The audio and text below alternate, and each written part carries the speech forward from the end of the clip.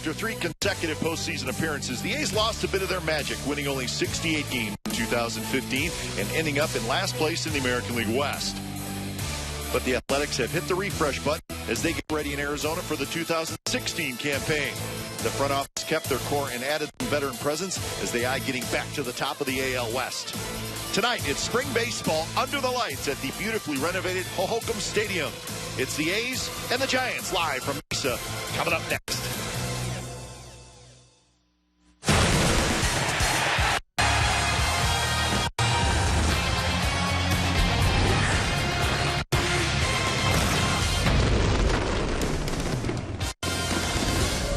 Beautiful night for baseball in the Valley of the Sun. We are in Mesa, Arizona. That is the spring training home of your Oakland A's. Tonight, we are set to bring you exhibition baseball. It's the San Francisco Giants and the Oakland A's. Good evening, everybody. Along with Ray Fossey, I'm Glenn Kuiper. Welcome to another season of A's baseball here on CSN California. 3 weeks from tonight, Sonny Gray will take the hill, and it will be opening night at the Coliseum. Ray will take on the White Sox, and this is just his second start here in spring training, so he's probably still in that working on a few things mode. You know, he did not want to start spring training to about the 15th of March, so for him, starting tonight, just a second appearance, but he's also starting opening night for the 3rd consecutive year. That in itself is very rare. He's the ace of the staff. He knows it. As far as everybody being healthy, if they are healthy, his staff has a chance to be pretty good. But I think Sonny wants to be the leader. He knows he's the leader of the staff. And I think the way he pitches and has pitched as a member of the Athletics proves that. And we have a real good pitching matchup. In fact, 2 of the best pitchers in all of baseball, Sonny Gray and Johnny Cueto, is going to pitch for the Giants. So we'll look forward to that. And we're looking forward to seeing Stephen Vogt behind the plate for the first time here in spring training. So Voter will be putting on the gear and getting behind the dish. So we'll have lineups at first pitch when we come back. Exhibition baseball, the A's and the Giants.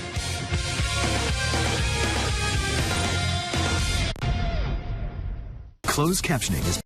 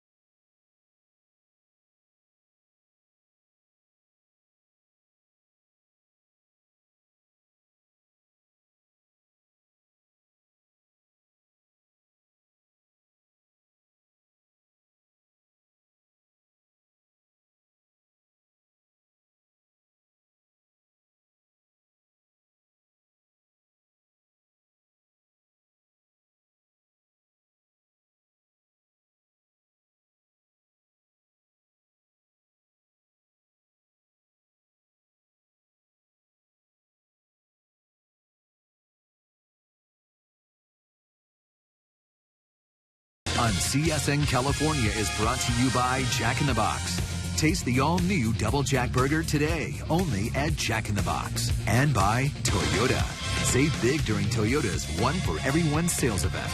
Find the right Toyota for you at buyatoyota.com.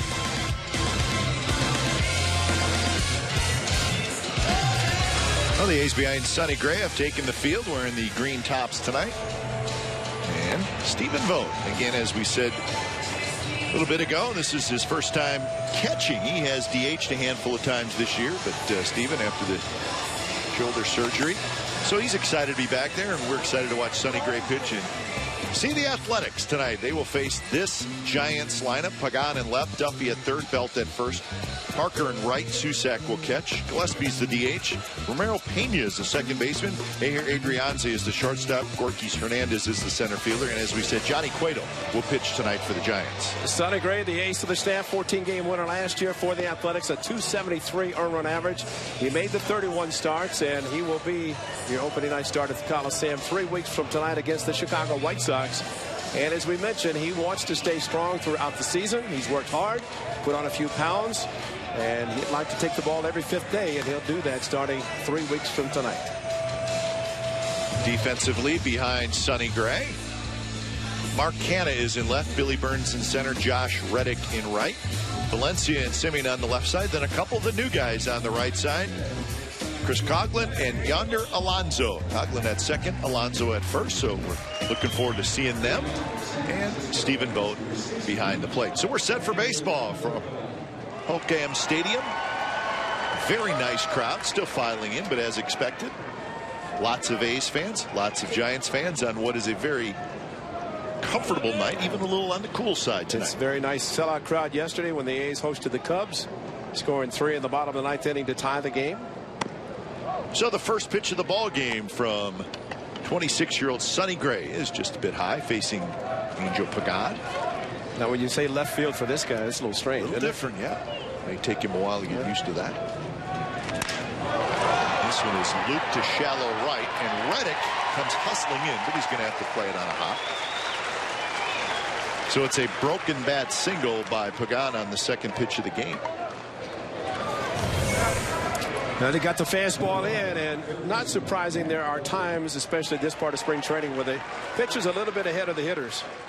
But they gear up for fastballs. That's why Sonny Gray with a good two-seam fastball, good changeup, can work very well for him.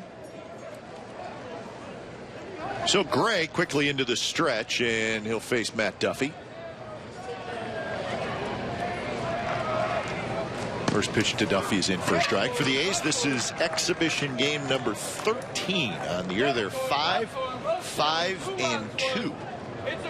They'll play a total of 32 exhibition games, and that includes the 3 Bay Bridge games back in the Bay Area right before the season starts. And this is the first of 6 games between these two teams. Simeon has it quickly to first, and they just get Duffy as Sonny Gray got his glove on that one. So a nice play by Marcus Simeon early in the game. Yeah, very nice. And he's been working hard with Ron Washington on the backfield early in the morning. And this ball looked like it's headed to center field, but towards second base, might have been a 4-6-3 double play. Instead, Simeon a nice recovery to take the ball off the glove of Sonny Gray. So that will go as your typical 1-6-3, but no play at second base. No force there. So Brandon Belt steps in, the left-handed hitting first baseman.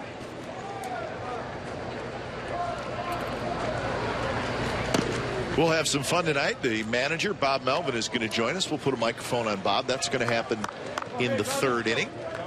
Also hoping to talk to some of the newest A's players, including Ryan Matson. Of course, they got quite a few new players. We could take all night talking to them. Joe Stiglitz, our A's insider, is going to join us as well a little bit later on. Yeah, we could spend a full 9 innings talking to the new guys, but we'll just talk to a few of them tonight. Bob Melvin normally is in bed about this time, so this is a little different for him with the night game. Speaking of night games, it's been a while since the lights have been on here at Oakland Stadium. In fact, we talked about it last night. This one's tapped towards Simeon with the shift on. And that's the second out. Now, second year here in Mesa, obviously. This is the first night game this year. They did not play a night game last year. And the year before that, the place was under renovation. But you said it goes back further than that since there was a night game. 6 years. Wow. 6 years. Steve Finelli, who executive director of ticket sales and operations for the Athletics came down here. He said they actually had a simulated night game. Good idea. To make sure the lights were working, everything was working, and there's the people out on the grassy area, the berm, the outfield. That's a very special area, and just great to see night baseball. I mean, for fans who like baseball, spring training, watch a day game, come and watch a night game. Scouts don't like it because they have to work doubly hard. Well, we're just happy the lights came on. How about that? That's right. So it has been a while. And this probably is the nicest scoreboard in all of the valley. It's beautiful. But you're right. As great as spring training day games are with lots of sunshine and hot weather, there is something kind of cool about a night game down here. And I think the players probably enjoy it a little bit as they're so used to night games during the regular season. Well, as Bob Melvin, the manager, said, it's just a little bit of a diversion. Just they are so accustomed to getting up early, doing all the work, and then playing the day games. So it's nice to be able to, if they can, sleep in. I think that's a question to Bob Melvin. How early or late was he able to sleep in today? That one is drilled toward left center field. Burns on the move. Burns dives, and he caught it. Billy Burns saves a run with a diving catch in left center field. So Sonny Gray says thank you very much, and we get used to seeing this last year from Billy Burns, and our first telecast, the first inning. Billy does it again. What a play. Giants do not score.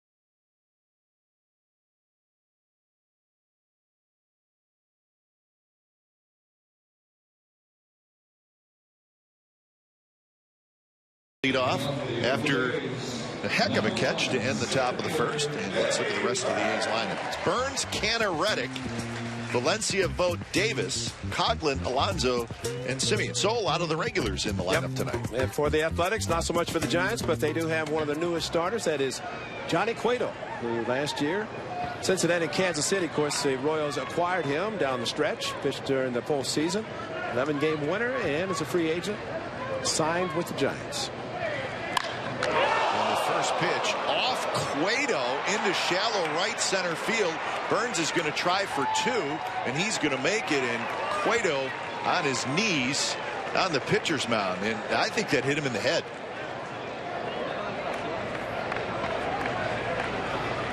Wow. Well, Billy Burns made the great catch in center field to save a run.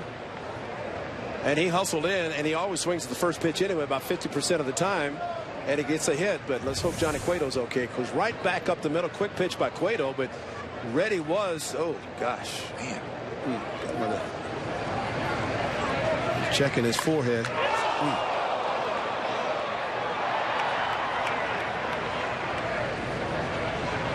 It's something that he started in Kansas City as he follows through and put the glove up, but unfortunately got him right in the forehead as he grabbed the front of his head.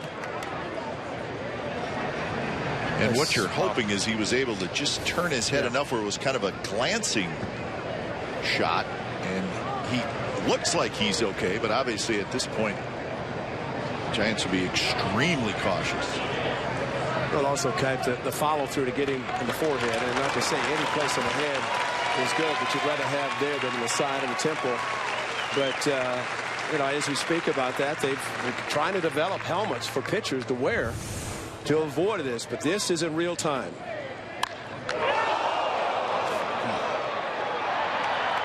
And remember, a pitcher is 60 feet 6 inches away from home plate, and as he delivers the baseball, you knock out maybe another 3 or 4 feet. That's how close he is to home plate.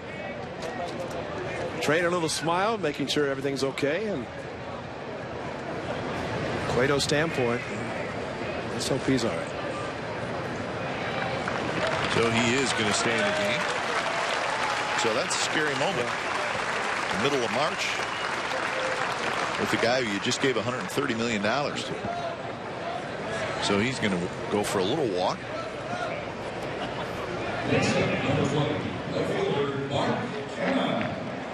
And he'll face Mark Canha. Bruce Bochy and his Giants last year 84 and 78, missed the postseason. A's last year 68-94. So no postseason for either Bay Area team last year. Good to see Mark Canha in the lineup. He had a little bit of a stiff back, so he was held out. On the addition of Chris Davis in left field and Yonder Alonso at first base.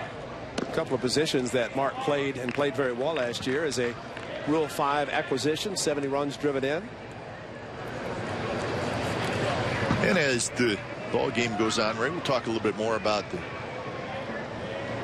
roster situation, where the A's stand now, and that one is lined to right, and it's just foul. And we're not saying that the team is set, although I wouldn't say there's a lot of questions to be answered from a roster standpoint, but there is a handful, maybe 2 or 3. Let's say this, that if everybody's healthy, I'm glad we're up here. Yeah, that's a good point. I'm glad we're here. We don't have to make the decisions. And every manager, general manager, in case of Billy Beane, the executive vice president of baseball operations, they all hope for health and have to make tough decisions. And from the A standpoint, they acquired a lot of players in the offseason, bullpen, position players, starting pitchers. And if everybody's healthy, it could be a very good team. 1-1 the count to Mark Canha. And last year the A's finished 9th in the league in runs scored. And they're 12th in the league in home runs, so I think they're looking for went out and looked for a little more power this year. Right side, Cueto missed it, and everybody's going to be safe, and the ball is still rolling around on the infield. So Cueto, once he did not field it clean, you could pretty much tell that Canha was going to make it. So the A's have first and third and nobody out. Well, just a great approach by Mark Canha. His job was to try to get Billy Burns to third base, and you can see his approach, the inside out swing. It jammed him, and Cueto kind of recoiled a little bit going after the ball. And so Mark Canha accomplishes what he set out to do, plus he gets himself on base. So it'll go as a hit. And here's Reddick.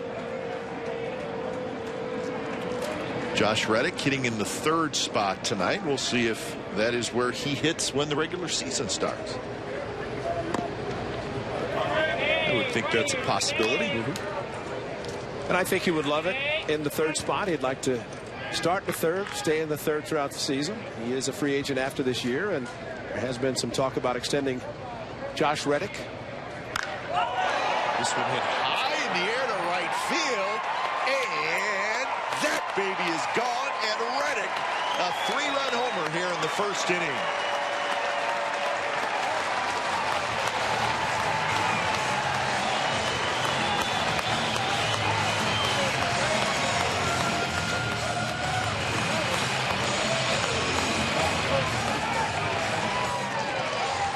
Now they talk about the Arizona light air. That didn't need any help. So they set the table for Josh Reddick, and he took care of business himself. So 20 homers last year for Reddick. He goes deep here in the 1st inning. So double, single, and a homer. And a good start for the A's.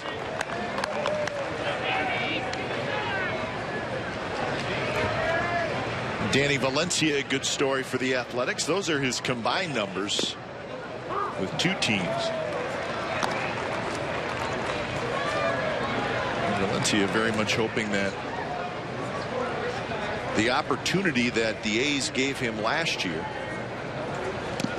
really maybe turns his career around. And it is possible.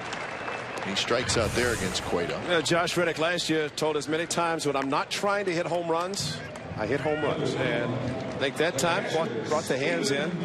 Just trying to get a fly ball, avoid a double play with a ground ball. And of course got the long fly and ends up being a 3-run home run into the berm. But a good swing by Josh Reddick. Cueto knew it. Cueto may just be having good guys off the bases. Vogt takes low, so Stephen Vogt hitting in the 5th spot tonight.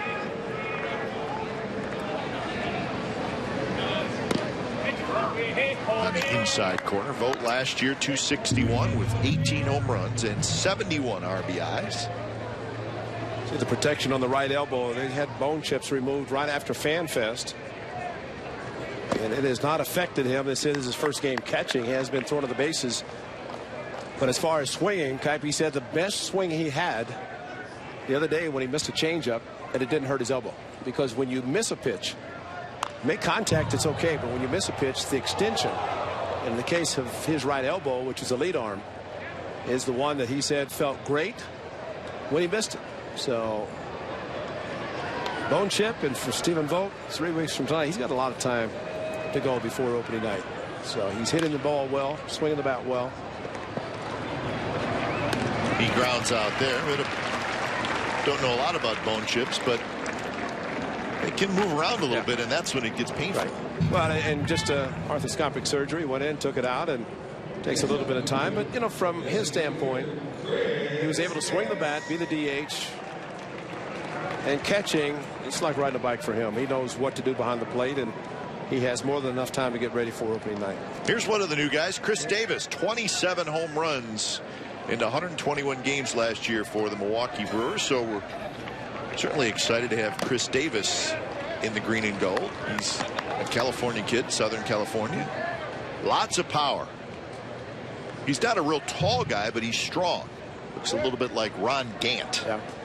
And the ball definitely jumps off his bat. All fields. That one hit up the middle, near the bag. Payne to first, side retired. So Josh Reddick does some damage against Johnny Cueto. A 3-run homer for Reddick, and after 1 inning from Mesa, it's the A's 3 and the Giants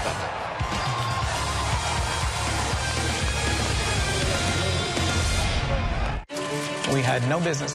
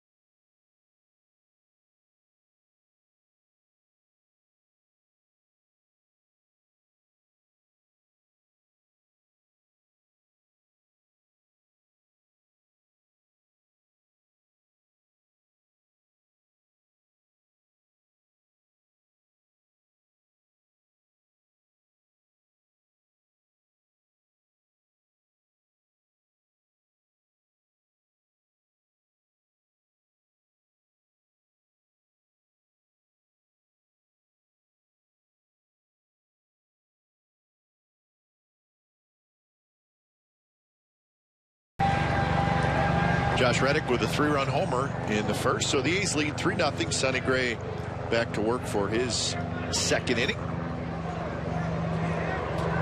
Gave up a hit and a terrific play made by Billy Burns behind him to save a run in the top of the first. Facing Susac, Gillespie, and Pena.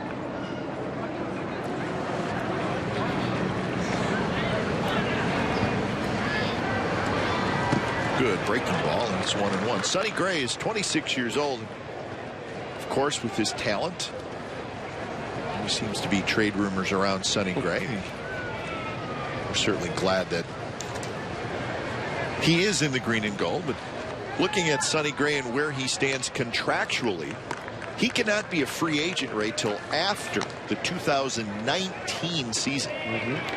So contractually, he is held to the A's for 4 more years. Under control. Under control. And his name has also come up along with Josh Reddick about extending contract, although a little bit different for Sonny Gray because the A's do have him under control for 4 more years, whereas Reddick is a free agent and can move on if he so desires. Well, Sonny will be arbitration eligible for the first time after this season, and well, that's where the salary starts to climb, and his is going to climb a lot. Strike 3 call on a breaking ball. So 1 out here in the second inning. Here's our true story brought to you by McDonald's. Opening day of last year at the Coliseum. Sonny Gray flirted with a no-hitter against the Rangers. He was dealing. In fact, he took a no-hitter into the 8th inning. But it was Ryan Rua who singled leading off the inning. Remember, there has not been a no-hitter on opening day since Bob Feller in 1940. And the way he was going, you and I started looking at each other in about the 7th inning thinking we may have some action here. Bob Melvin and Kurt Young were happy when he gave up a hit. Yeah. Pitch counts early in the pitcher's season are very critical. And that's why in spring training they just gradually work up to opening night, which would be at about 100 pitches max on opening night. It's the AL earned run average leaders. And David Price, of course, there with Dallas Keuchel, the eventual Cy Young Award winner. Very deserving. So you just saw 3 opening night starters right there. No question. Price, Keuchel, Gray. That's remarkable. Dave Stewart was the last one to pitch multiple times opening night. And of course, Stu was the last also to win at least 20 games 4 consecutive seasons. Nice play by Chris Coughlin, who throws out Connor Gillespie. 2 outs here in the second inning. Chris Coughlin, one of the new guys coming over from the Chicago Cubs. Right down the freeway. That's 5 minutes away. That's right. He had a short trip.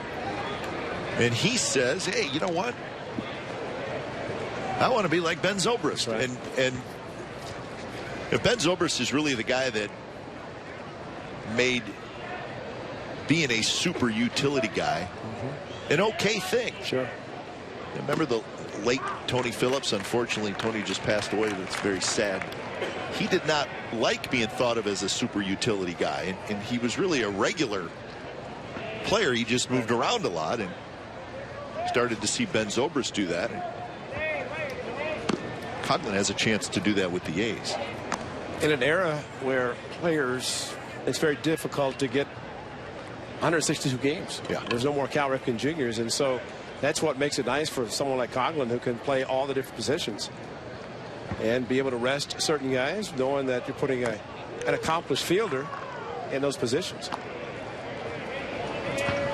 Plus, he can swing the bat. Yeah. And that's you're not going to get a chance to play if you don't swing the bat, and he can do things with the bat plus play defense.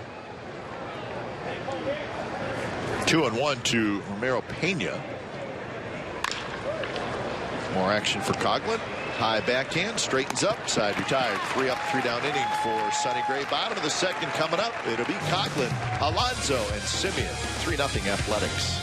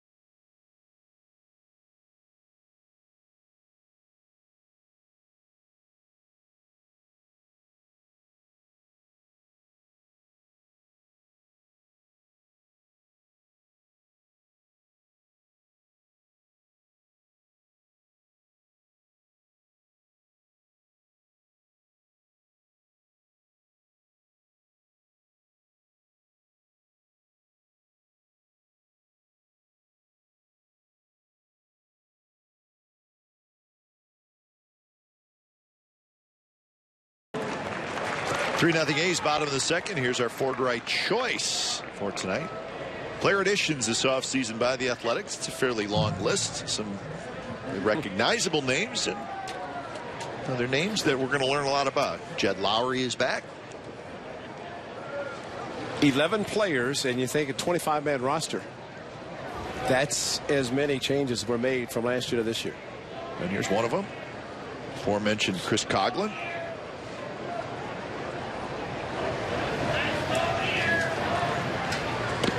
First pitch is a strike, so you see the names. Bullpen was remade with Hendricks and Zipczynski, Axford, Madsen, and that was an issue that I think the A's, as soon as the offseason hit, they said, we got to fix the bullpen, and they really did. Henderson Alvarez has a chance to be back maybe in May. That would be a big addition because he's a pretty good pitcher. Not a starting pitcher, of course. Rich Hill, one of the starters also behind Sonny Gray.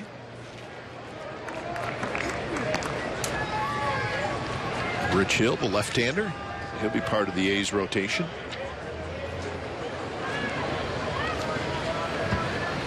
One-two pitch is a bit inside. And you watch Johnny Cueto, you always have to think about Luis Tiant. Yeah, he's got some of that in him. And when he joined Kansas City, his delivery, which is a little different. Quick pitches there. And well, if you ever wonder what a quick pitch is, that you just saw it. It's just a speed up the delivery, shorten the leg kick a little bit, and watch, there it is. And that can mess up a hitter. Yes, it can, because you want to watch a delivery release point, and all of a sudden he's quick pitching or turning his back to you, a la Luis Tiant.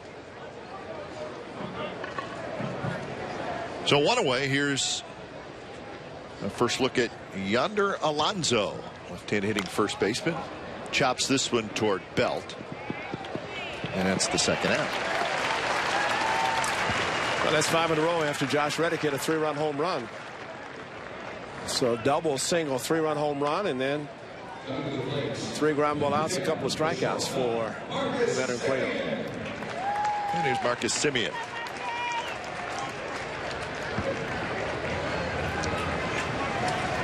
We learned a lot about Marcus Semien last year. I think it's more, it goes way past statistics, I think.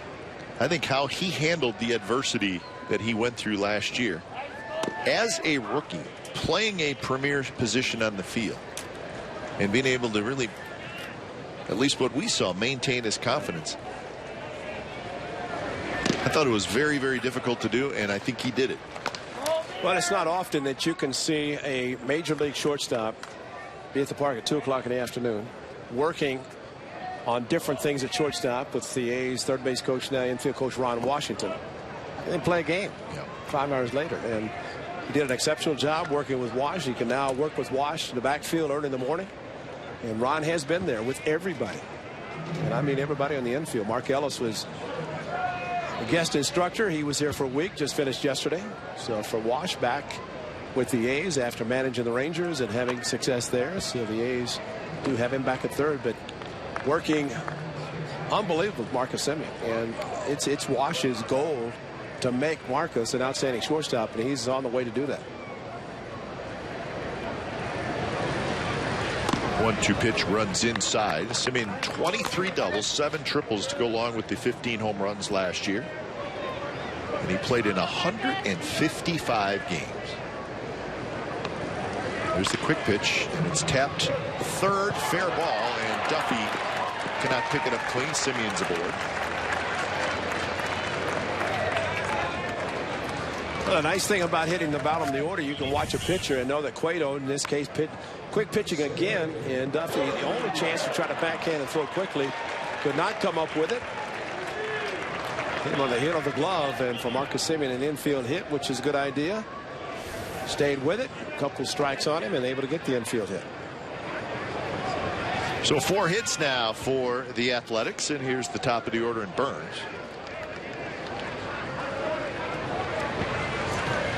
If you're just joining us, Burns leading off the bottom of the first. The first pitch he saw hit a line drive that ricocheted off Cueto's forehead, and it went into shallow right center field. Burns got a double. Cueto stayed on the ground for a while.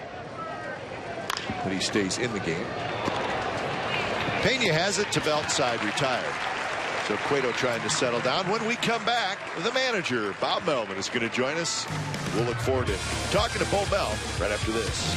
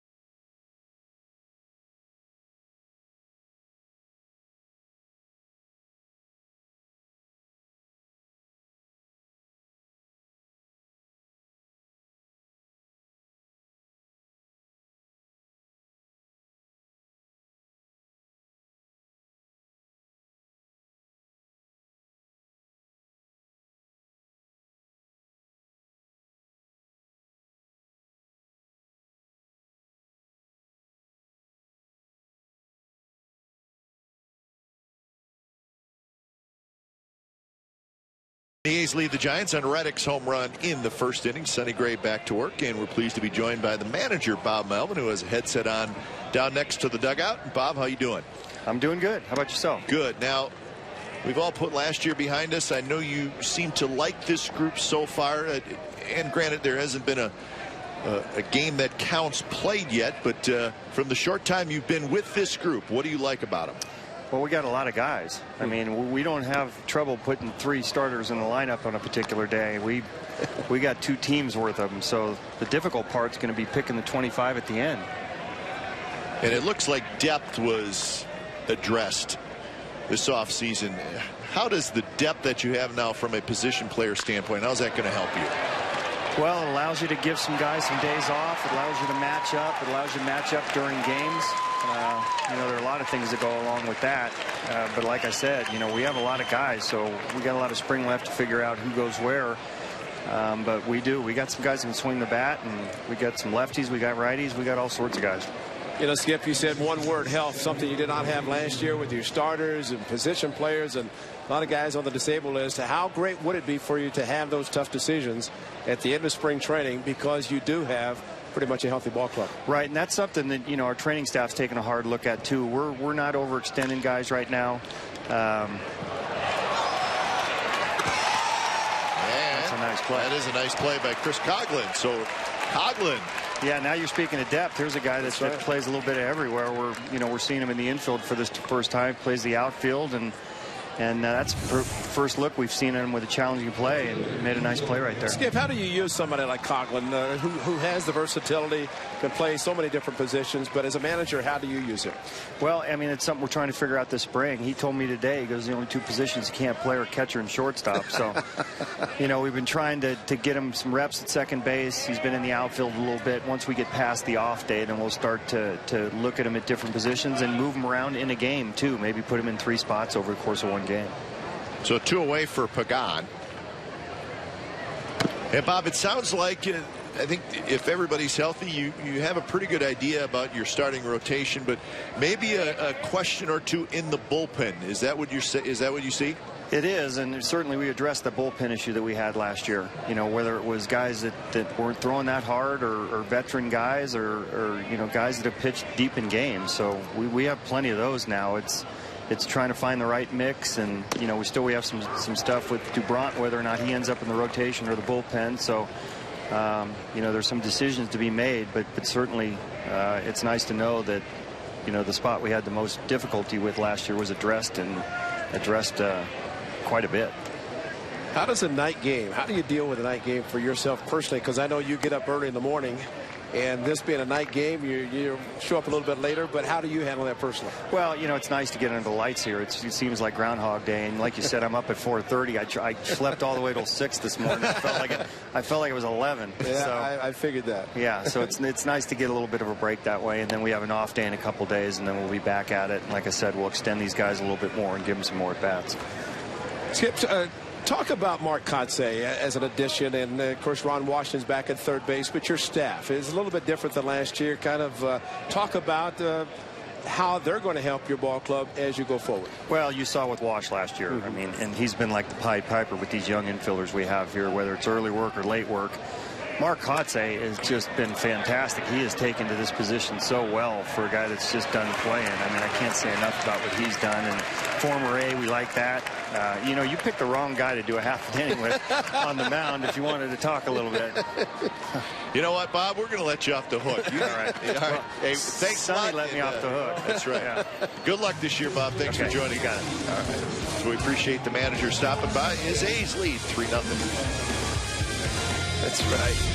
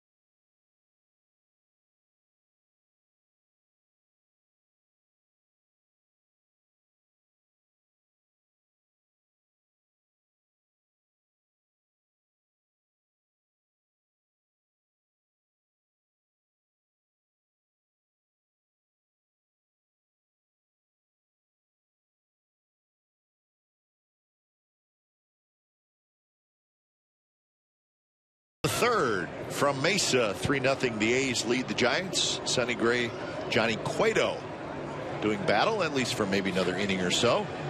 Hey, Sonny Gray's in midseason form. Yeah, it's amazing. Getting his work in. Canna, Reddick, and Valencia to face Cueto. Cueto had 30 pitches. He has settled down since that Reddick home run. So it's great to talk to the manager. 4:30. He's a gamer.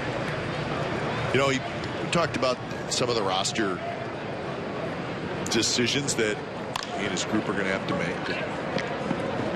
One thing a lot of people have talked about, Ray, this spring training is the quality of the A's minor league players, specifically infielders. And listen, we've seen the minor leaguers come over every year, but it seems like this year there's a little more talk about these guys have a chance to be pretty good. The Barrettos and the Chapmans, and that's exciting for the future of the A's. Well, Barretto yesterday alone in the 9th inning got a big hit to drive in the second run out of the comeback, hustled to third on a base hit to center field, and scored on a shallow fly ball to tie the game at 3. So it's, you're seeing, but what's good about this ball club is that there are veteran players on the team now, giving those young players a chance to develop at the minor league level instead of having to rush them. And I think that's something very special for this organization. Yeah, Barretto coming over the Donaldson trade. Also Matt Chapman, a first-round pick a couple of years ago. He's been impressive. He's a third baseman, and it's possible you could have Chapman and Barreto both in Double-A this year, and that would be impressive. But it's just part of the future, and it just seems like there's scouts have been praising the minor league players they're seeing in A's camp, maybe more so this year than in other years. This is what Reddick did in the first inning. Watch the hands. This is the key for him. Pulled the hands in and just exploded. Cueto knew it. Reddick knew it. So did the people in the berm as they went after it. But that's just Josh Reddick reacting on a pitch that he got and not trying to hit home runs. I think for a player to say that, because when a player tries to hit a home run, he'll gear up, take everything out of his swing, and a lot of times an off-speed pitch end up rolling over on him. And maybe the good news for Reddick last year, played 149 games. And he was able to stay healthy. Well, already this shift is not existent for him. Last year, everybody shifted to the right side. This is pretty much as straight up you'll ever see for Josh Reddick. This one's driven to left center field. That's going to be trouble, and that's going to get down, and that's going to go all the way to the wall. Reddick is going to round second. He'll stop there. So Reddick, a booming double to left center field. That's a pretty good at bat, because Josh Reddick was watching Cueto quick pitch. He would take them, and then on the 3-2 hanging breaking ball, and he crushed it to left center. And that's something that Reddick did so well last year. On base percentage was up, strikeouts were down. Pull a fastball, go opposite field on the 3-2 of the ball speed pitch. And Josh Reddick at his best already. Remember in 2012, Ray, when Reddick, he had the big year, 32 home runs, 85 RBIs, but he also struck out 151 times. Last year, he struck out 65 times in 526 at bats. So that shows you really how far he has come as a hitter. You know, it's pretty simple. Make contact, got a chance, and that's what he did. But I think just watching what he just did there, it looked like an off-speed pitch, maybe up and away, and he hits it to left center field. I think it's possible that in 2012 he may have tried to pull it and maybe hit a fly ball to shallow center field or something. Well, you know, the 3-2, you have a tendency as a hitter to look fastball and try to jump on a fastball, so when you get the off-speed pitch, that's when you usually miss it. But he is staying back so well, and you go opposite field with a 3-2 breaking ball. It's pretty impressive. 2-0 the count to Valencia, who struck out in the first inning. Vote to follow. One away here in the bottom of the third. That one's driven towards center. Hernandez back a couple steps, now he comes in. So Valencia hit it right on the button, but it's a line out to Gorkis Hernandez. Fans, take advantage of one of the best ticket deals in town with Rapid Deal Days presented by Bartable. $5 tickets are available for select home games with this one-of-a-kind promotion. Visit athletics.com/Bart today, because these tickets, and they definitely will not last. So take advantage of them right now. The Bartables.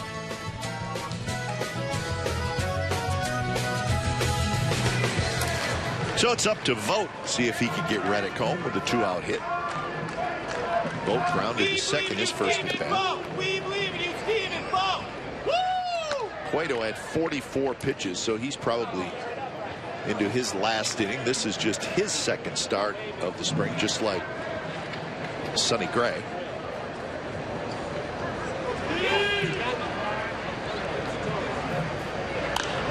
Popped up. Souvenir. See, Souvenirs in Arizona, we may go out into the parking lot. That's right. Shoot right over top of the one-level stadiums. Well, in the case of some of these parks, guys are breaking windshields, and sometimes their own windshields. Not here, though. Not with the berm. Something the A's do not have at Phoenix Muni. Van Buren was beyond left field, but so that's why this park is so nice, because they have the extra fields. Fitch Park up the street. for the minor leaguers? Well, in all the years you and I did games at Phoenix Muni, and it was a fun ballpark. There's no question about it. But I always wanted to say it, and I never did. But you got to have a berm. and now when you're at this ballpark and you see all the fans sitting out there, you're like, that's what you got to have. And I think every ballpark in the Cactus League has the grass seats in the outfield, and it's just a very cool thing. Spread your blanket out there. Kids can run around. It's pretty special. It's one of really the special things about the Cactus League. And yesterday when it comes in, and over 10,000 on hand, a sellout first for the A's, and it was packed out there. I mean, they were all over the place. Now there's some red faces when the day game is finished up. People sitting out there. But tonight it's just a nice, comfortable evening. You see some sweatshirts, but you could sit out there and not worry about the score. That's what's great about spring training games. Well, they say the numbers don't mean anything in March and September. So for those fans, it doesn't mean anything. They can just enjoy the game. Enjoy it.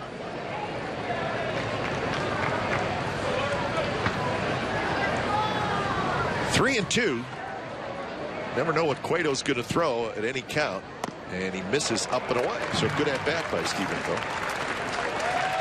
Fans, what's better than taking your family to the ballpark on a Friday night? With the Friday Family Pack, you get 4 Plaza level tickets, 4 Coliseum hot dogs, 4 medium sodas, and 4 bags of peanuts for just $60 at every Friday home game. Buy now at athletics.com/family pack, subject to availability. A lot of nice new things happened at the Coliseum in 2016. First pitch to Chris Davis is down and away. Yeah, some new food.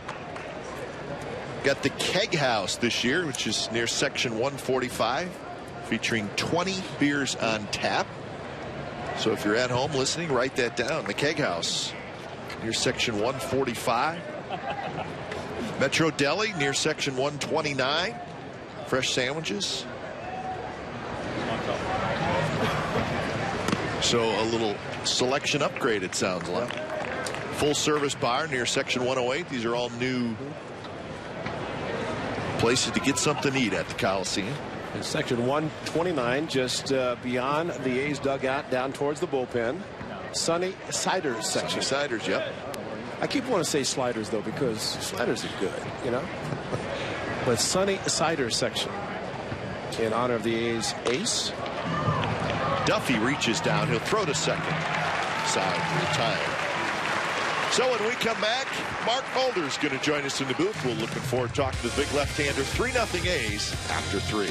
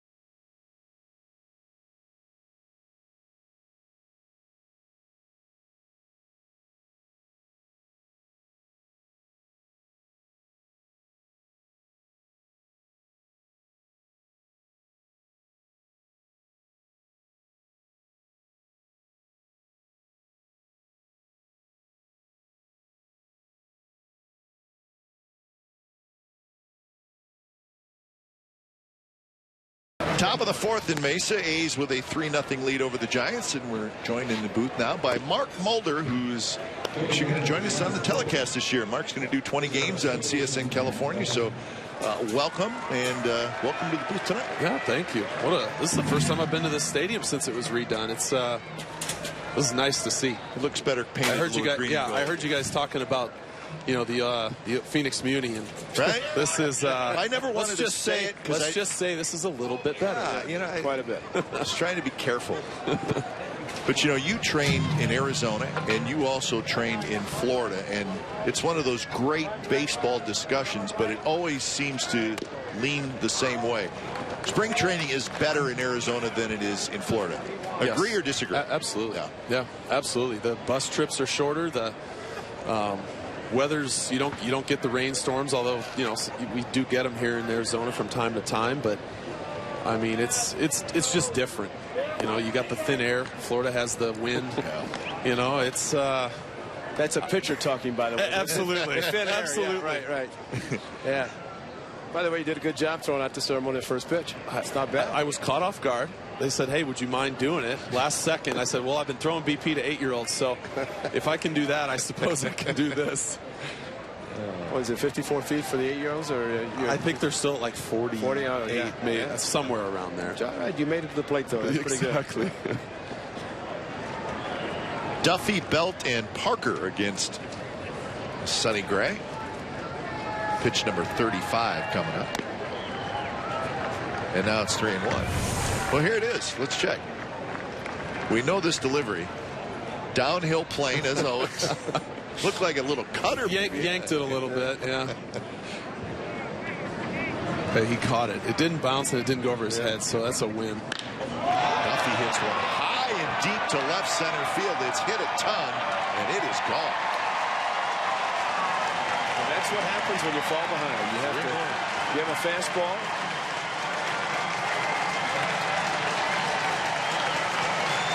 So just the second hit off Sonny Gray, but it's a long one by Duffy.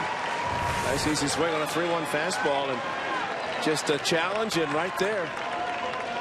Mark, one of the things Sonny Gray's going through, of course, he's going to be the opening night starter again in 3 weeks, third consecutive years. But as a veteran, when you know you've made the club, you know you're going to be a starting pitcher, what is the difference in your preparation, spring training, in your case, or a pitcher in the case of Sonny Gray? What do you go through at this time of the year? Well, it's getting the fastball command down. That was for me first and foremost. There might have been games where I only threw fastballs as long as I could. If I had 3 innings, well, let's try to get into the second or third before you even throw an off speed. Right. That's why you succeed. That's why he's as good as he is, because of that fastball command. And once you get that down in spring training, then it's like, okay, let's start working in the breaking balls, the changeups, whatever other pitches other guys might have, but it all works off the fastball. And once you get that, for me, it was more of a feel. The minute I felt like I was reaching out towards home, and that the way it came off my finger, you could almost close your eyes and dot the glove at times when things were right. And when that happens, then everything else works off that. Was there a time in spring training when you said, okay, I need to now kick it into regular season mode and maybe mentally really lock in and focus like this is a regular season game? Well, I think you try to do that in the first couple starts, but it's incredibly difficult to. After probably your third start, once you get up to about 5 innings, I thought 5 innings, 3-4 innings didn't almost seem real. Yeah. Because once you got warm and got in the groove, you were done. You were out. Once you got to 5, then it was like, okay, this is more of a game situation. I got to get through the order a second time. That was always the biggest thing, is then you start working in the secondary pitches, getting through that order a second time, and then into a third time, possibly your start or so before the season. And you pitched in an era where pitch counts were pretty evident. I mean, that's the amazing thing, because everything is geared for Sonny for 100 pitches for opening night. Yeah. And that's why last year when he had no hitter in the 8th inning, everybody was scared.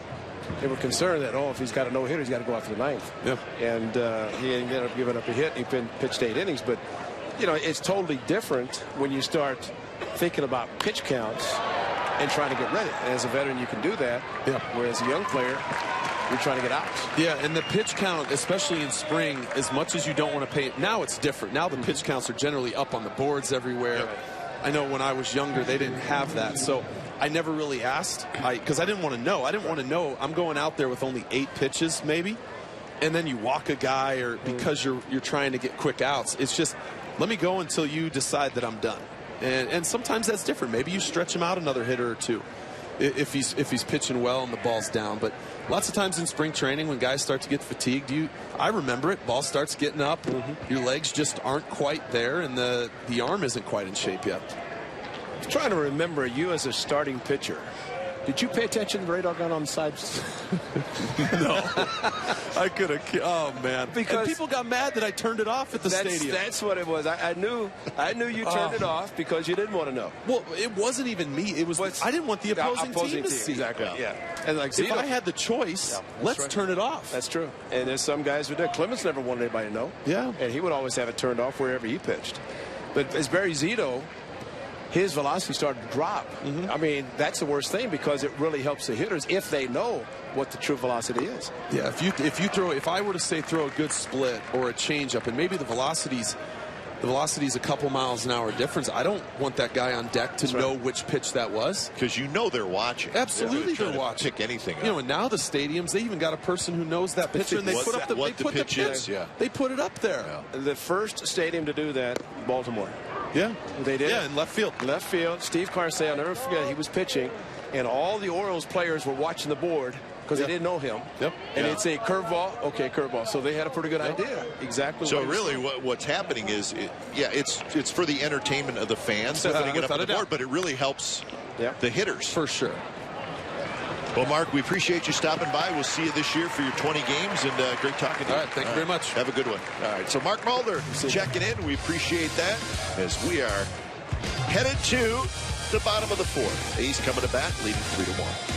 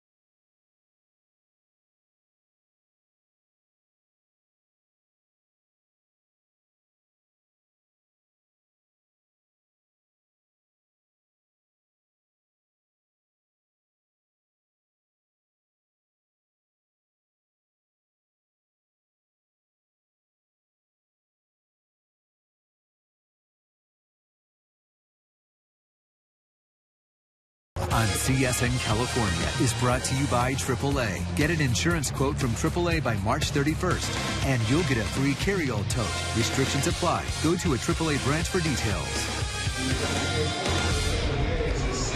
Bottom of the 4th inning, and the A's leading the Giants 3-1. So Sonny Gray, 4 innings of work. We'll see if he is done for the night. There's just a shade under 50 pitches. Yeah, that's the biggest thing. The way he's going, he could pitch a lot longer, but the pitch count, they'll just gradually. Kurt Young does a great job. He's pitching coach too. Monitor all the pitchers, and there's a whole bunch in camp to make sure that their pitch count is exactly where they want it at the beginning of the season. New pitcher for the Giants is our old friend Santiago Casilla. Last year, 38 saves. Casilla now 35 years old. Let's think back when Casilla left the A's. His career was in jeopardy. He just had struggling. Yeah. And he went to the Giants and completely turned his career around. It's now his 7th year in San Francisco, and he has been a very good reliever all 7 years. Belt has it, drops it, throws wide, balls rattling all over the place. And the Giants have not looked good defensively tonight. Fans, rock out with your very own Sean Doolittle Metallica Gnome with sound. And that's right, with sound, presented by Ross. 15,000 fans at the Saturday, April 30th game receive this one-of-a-kind giveaway that actually plays the A's closers walk out a song. And we know what that is. The right field crew definitely knows what it is. Get your tickets today at athletics.com/tickets or by calling 877-493-BALL. For Whom the Bell Tolls. That's it. Will be the song. That's it. I didn't know. Did you know that Metallica drummer Lars Ulrich? Oh, yeah. Is an A's fan? So you know all about that stuff. Huge A's fan. I would love to do what all those good folks out in right field do when Doolittle comes in, but it gives me a headache just watching them.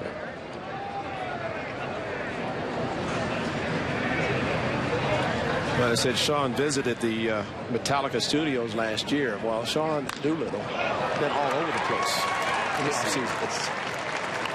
Alonso with a line drive base hit. So an error and a single, and the A's are in business against Santiago Casilla. Alonso's not going to hit a lot of home runs, but he's going to do a lot of this. Pick the ball right back up the middle, and good on-base percentage. Excellent defensive first baseman. And a nice young man. Had a chance to visit with him as we did at Fan Fest, and all the guys came in for the Fan Fest except those that are snowed in back on the East Coast, Southeast. Marcus Semien loco in Oakland, so he was there. Bunted, and it's bunted foul. Alonso and Danny Valencia, college teammates at the University of Miami. So I would imagine they were probably both happy with the trade. So Yonder Alonso. See a lot of time at first base. Alonso was originally the #1 draft pick of the Cincinnati Reds, and then remember the big Matt Latos trade. He went in that trade.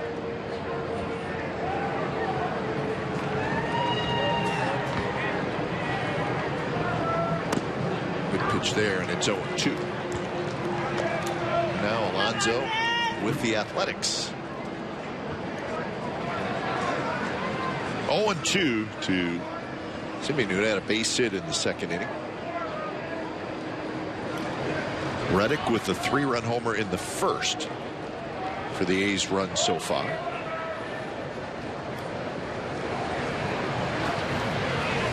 Curveball skied to center and hit well. Hernandez going back near the warning track. He's got it. Coghlan will tag up and he'll go to third. Alonso stays at first. So Semien got a breaking ball and he hit it about 405 feet.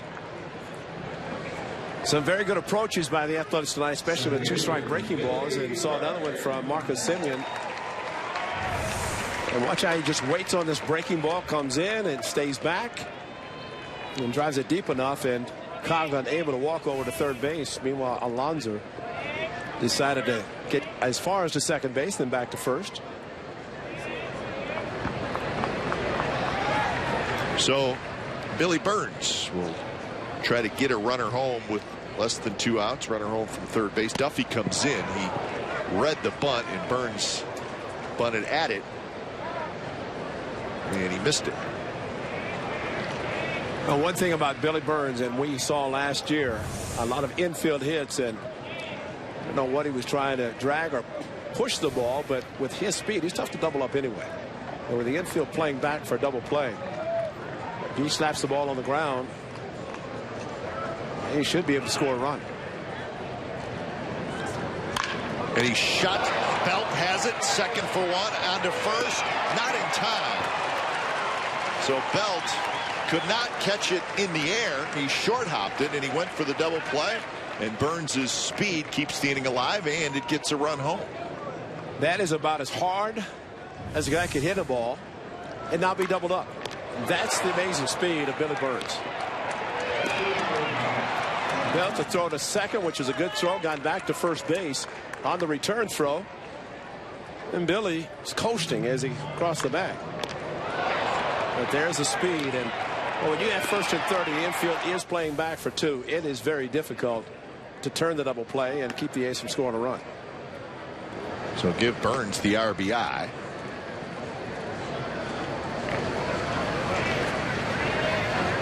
So 4-1 now. A's lead here in the bottom of the fourth inning. Burns last year with 26 stolen bases. Thought about going there. Ricky Henderson is here, and obviously Burns kind of a star pupil for Ricky Henderson. In fact, Ricky was talking about what he wants Burns to be better at, and he said it's that first step, which was very interesting. Ricky was always at full speed with the first step, and I mean, Ricky can watch somebody, and he immediately wanted to talk to Billy Burns because he talks about the first step and also the push off on the back leg. And there he goes. And Susac throws from his knees. A good throw, but not in time, as Burns really just outran the baseball. He got a good jump.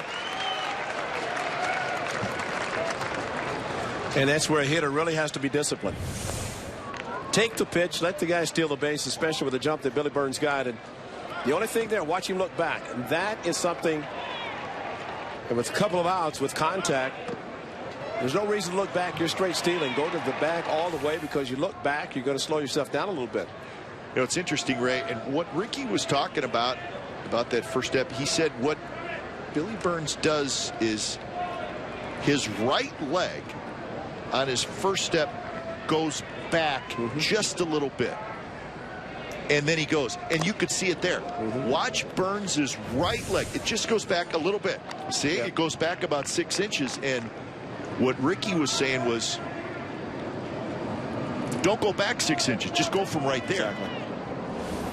He's got such great speed. If he could work on that first step just a little bit, it'd be almost impossible to throw out. Well, Ricky's going to be able to work with him down here. And, of course, once the season begins, the Hall of Famer makes occasional appearances at the Coliseum to continue the work. A little bit outside. 3-1 now to King. Watch the right. See how the right leg just goes back a little bit. But also right there looking back to see what's happening, because at 2 outs, you're only concerned looking back towards the plate if there's less than 2 outs, because if contact's made, you want to make sure you know what's happening. Canada hits a shot foul past Ron Washington. Full count. A run in for the A's. Think about Ricky, whose birthday's on Christmas Day. He's still in great shape.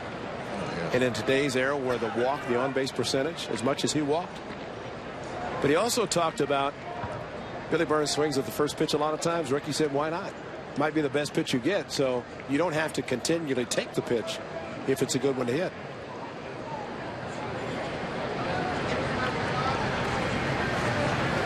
Canna, a single and a ground out so far. He waits on the 3-2 pitch, and it is on the outside corner. Strike 3 called. An unearned run for the Athletics. They'll take it, and we're headed to the 5th. He's now leading 4-1. When we come back, Ryan Madson, hard-throwing right-handed reliever, will join us.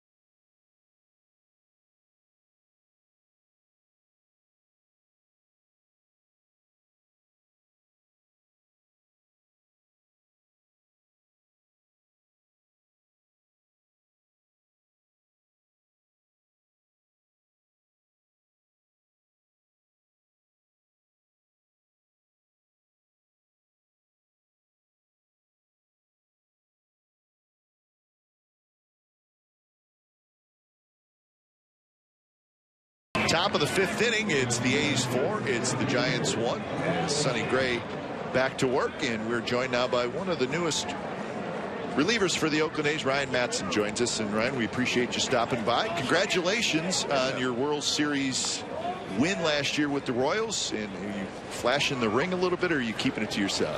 Well, I haven't got it yet. No, you haven't got it. That's true. It usually takes a little bit of time. You're right. Hey, they haven't won since '85, so it should be pretty nice. Yeah, no, it was a big deal. Definitely, you could tell the fans how much they were reacting to the game. Even starting in spring training, they were excited, and so I was glad we can get it done for those fans there. They were a good baseball town, and it was a lot of fun. And you really kind of put your career back together last year. I don't want to say were you surprised by your success, but how good did you feel being able to kind of put things back together, get yourself healthy, and pitch in important games, important innings like you did back when you were with the Phillies? Sure. No, there was an element of surprise. Didn't know what to expect. I was just grinding out every day in spring training, trying to get my stuff back, and it came back by the last week of spring, and I knew it was a tough bullpen to make anyways. They were loaded out there, and so I was kind of just wanted to show my stuff and maybe end up somewhere else. But grew to like the team and made it out. So made it out of the spring with them, and the rest took care of itself. Well, we're glad you got your World Championship ring with the Royals. Even happier that you're with the Athletics now. But, you were talking, had an opportunity to chat with you, and I thought you said something interesting, that there was a time that you thought, it's it. The injuries, the Tommy John. What decided, from your standpoint, to say, I'm going to come back, I'm going to give him another try? I think I was just that feeling I needed to produce something again. Sitting at home, since I was 17 years old, I had a job in baseball, and so sitting at home for a couple months, it didn't settle well with me. I knew I had enough left in the tank. I just needed to do the work and could squeeze out, maybe 5 more years. Kind of my goal was to play 10 years in the big leagues, and also another goal was to play till I'm 40. And I thought that was a pretty good idea back when I was younger, and it's almost proven true now. So that was my little long-term goal, was just to play down 40 now is the goal. Well, you're 35 and you got a 3-year deal, so you got a chance to get there. Yeah, it's unbelievable just to think that I've gotten 10 years in the big leagues, and I'm even shooting for playing until I'm 40. That's incredible. So I feel very lucky, very blessed to just come this far and make it back to this game that I love so much. And you're part of, the A's made a point early in the offseason, said we have to rebuild our bullpen, and you became a big part of that right away by getting the 3-year contract. So, there's responsibility for you new guys out there, because it was a problem last year, and it was in a major area of concern, and we certainly think that you guys will have the ability to turn this thing around out there. Yeah, when I heard we got Axford and Mark and Liam, those are good guys. They've been around doing the same thing I have for their whole career. So a lot of like-minded guys out there, and that makes it comfortable for me to have guys like that around me, and vice versa. We're all get along great, and a lot of egos. We're just here to do our job, and when you got a group of guys like that that are just pulling for each other, we're going to have success. We don't take it as pressure. We're just going to do our job, and like we've done our whole career. So it's not a pressure thing for us. It's just an execution thing for us. Ryan, how great does it feel from your standpoint to know that you're joining a bullpen where you mentioned Axford, yourself, you got Dula, you have a bunch of closers in the bullpen. How much can you guys learn from each other, knowing that if one guy pitches and needs a day off, you got 2 or 3 other guys who can close as well? Yeah, that's true. The most important guy is Doolittle out there.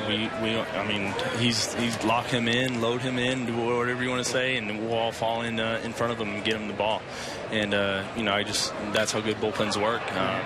In the past, working with a guy like Brad Lidge, just getting the ball, he'll get the ball done, or get the job done. And you got an anchor guy like Doolittle, and it makes it our job easier, so to speak, and it makes his easier too. So just get him the ball, let him throw the ninth, and finish the game off for us. That's interesting, Ryan. I just realized you obviously a long time with the Phillies, East Coast team.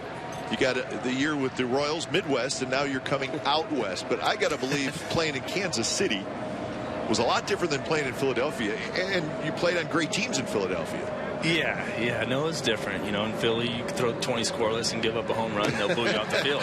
But I like that. I like that because it held you responsible, made you accountable for what you're doing every day out there. And so I took to it. Some guys didn't like it, but I took to it. I think it was part of my success was the fans there in Philly. And you won a World Series there after a very long drought as well by the Phillies. So you got a couple World Series rings. Yeah, and it was a similar situation. You know, it was like they waited 30 years in Philly, so why me? Why am I in this situation? You know, after 30 years, I got to do this for the fans. You know, I took it that way, and it was kind of the same way last year. Like, oh, it's been so long, and why is it up to us? Or why is it up to me? You know, so you just kind of take that pressure off and just go play the game that you love and let things work out the way they will. You know, the interesting thing about your comeback last year with Kansas City, and now going forward, a lot of clubs are saying we want to pattern our team, our bullpen, like the Kansas City Warriors. What did you see with the Royals that we saw from the A side that it was a 6-inning game because the bullpen was so outstanding? What did you, as part of that bullpen, see? No, is that perfect example of, you know, if they don't have the lead, the other team doesn't have the lead by the 6th inning, it's over. And when you have the hitters thinking that way on the other team, you win. You win most of the time. You know, when you got guys like Bumgarner that go out and start a game, and the hitters are like, oh, we got to face Bumgarner. It's kind of that same thing where you're kind of beat before you can go out there. So you use that to your advantage and, you know, just roll with it and just prove yourself. That's it. Sonny Gray at 57 pitches, so his night is getting close to coming to an end. We're talking with Ryan Matson, one of the new relievers. So how's the group, though, the relievers? You guys, you got to be a tight group. You sit down there, and in Oakland, you're going to be sitting down the third base line in your own little area there. Yeah, you got to get along, right? Yeah, I'm gonna be leaning on Axford. I learned a lot from Brad Lidge. He's a Notre Dame guy, and so it made me feel a lot smarter, talking to him. So I'm I'm a high school graduate, so I didn't go to college. So I got a lot to learn from Ax and just have fun, But he's a big movie guy, right? He's the Oscar guy. He is, and I'm far from a movie buff, far from it. But, everybody gets along great. The team has great chemistry so far. The guys get along. It's just like, like a high school environment where it's fun and everybody's pulling for each other. It's not, cliquey. It's great so far. And, last year was that way. And it seems like this team has that same echoing effect of team and there's no egos. And I love that. That's how I am. So. I think I fit in perfect here, and just look forward to the season to start and see how these go to battle with these guys. I have to ask you, because you talked about yourself personally, that you had something left in the tank. You're home with your family because of your surgeries, unfortunately, from that standpoint. But from their standpoint of saying, yeah, dad, husband, let's go back to work. I mean, how did that work out in the Madsen family? My wife was very supportive. She said, if there's any LC that wants to play, you got to go. But so we moved on to the kids, and the kids were like, no. They're used to daddy taking them to school, and picking them up from school and taking them to practice. But I tell them, look, if this is where I'm supposed to be, this is what I got to do, and you guys will remember it now. They were younger before, and you guys will remember it now, and you'll be able to go to the field and kind of talk them into it slowly, and they finally said, okay, you can go play, Dad. Well, they can come out to the Coliseum and play Wood's beautifully manicured field and play around a little bit with Daddy early in the day, and so I'm sure they'll enjoy it. But that's always special, because I know you get home and the kids are saying Daddy's home all the time, and then all of a sudden Daddy's gone, and so it's a big difference. So. Yeah, definitely. My 10-year-old daughter, she was kind of hanging on, and then the 4-year-old boy too. He was, he didn't know. We sleep together. He sleeps in the same bed, basically on my chest, since he was 2. So that was the roughest one, probably. Was those two, but they understand that this is what Daddy does for work, and it's a privilege. So they honor that, and they respect that. Now, you mentioned the Phillies a long time. We know the Royals a long time. The Yankees haven't won since '89. So maybe you're the good luck charm. I'll take it. That's right. I'll take that. I'm just watching the game here. Yeah, I know. So the Giants get their second run. Dorkis Hernandez on a ball that Billy Burns misjudged just a little bit, and it could have been a light situation as well. But that's going to be all for Sonny Gray. And Ryan, we're going to let you go. We appreciate you stopping by, and we're looking forward to seeing you coming out of the A's bullpen real soon. All right. Thank you very much. Looking forward to seeing those kids at the park, too, whenever enjoying it with Daddy. So Ryan Matson, one of the new relievers for the Athletics. Certainly seems like a very nice young man. Yeah. So Sonny Gray is going to finish it up. 4 2/3 innings tonight for Sonny. Giants with a run here in the 5th.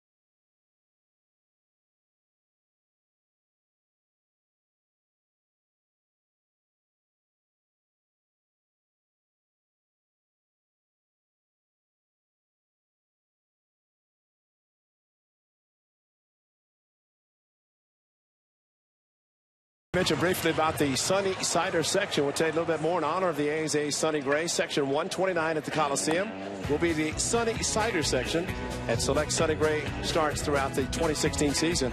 The first one will be April the 4th. That's opening night, 3 weeks from tonight. And the special ticket includes, this is pretty neat, Sunny Ciders. See, I got sliders on my mind. Sunny Ciders t-shirt, cheer card, and a game ticket in the Sunny Ciders section. Go to athletics.com/Sunny for more information and to purchase tickets. Nice t-shirt. It's a good idea. Yeah. Nice t-shirt, and maybe if they serve some sliders, make it even better. That's right. So Sonny takes them on at the Coliseum. A little extra fun. Yep. And that 129 section is very nice, as I mentioned, just beyond the A's dugout towards the bullpen. 121 is directly behind behind the A's dugout, so you can just see where you're going to be there. Nice section to be able to purchase those tickets for those games that Sonny Gray takes them out. This is Ryan Dull into the game, trying to hold this to just a 1-run inning with the Giants. So Sonny Gray, 64 pitches, 4 2/3, no walks, 4 strikeouts. Last hitter was Gorkis Hernandez, who he's now at third with that triple. Well, Ryan Dull proved to a lot of baseball that you do pay attention to pitchers and players in September, because he came up in September, did a great job, and he's had a little bit of some issues in spring training where guys have made errors behind him. Last year he started first 11 innings without allowing a run. And you probably don't recognize him because he got a haircut. He did. Big time. I mean, he had the flowing locks last year when he came up in September, but had a haircut before spring training. Right field, Reddick there. He's got it, side retired. So a run on 2 hits for the Giants. We're going to the bottom of the 5th inning from Mesa. 4-2 Athletics. I'm not sure I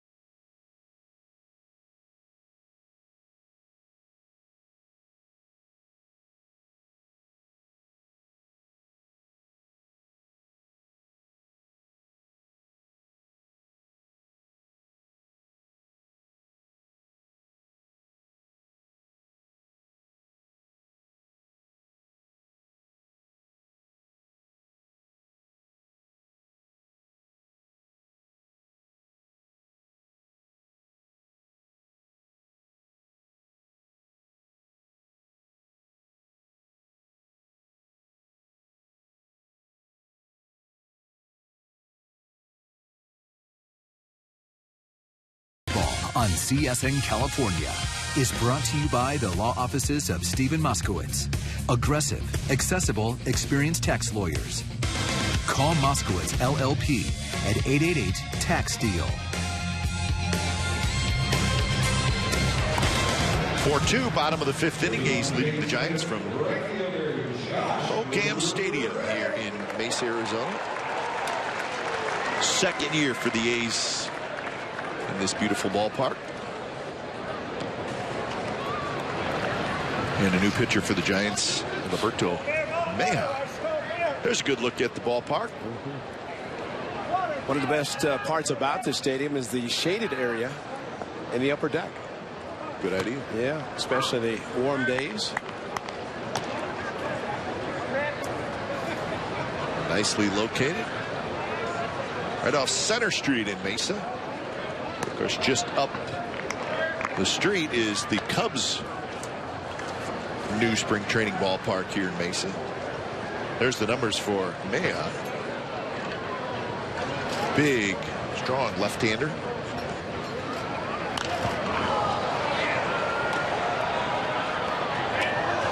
He's trained in the 70s at Rendezvous Park, downtown Mesa. I take it it's not there anymore, huh? No, those big wooden fences are long gone.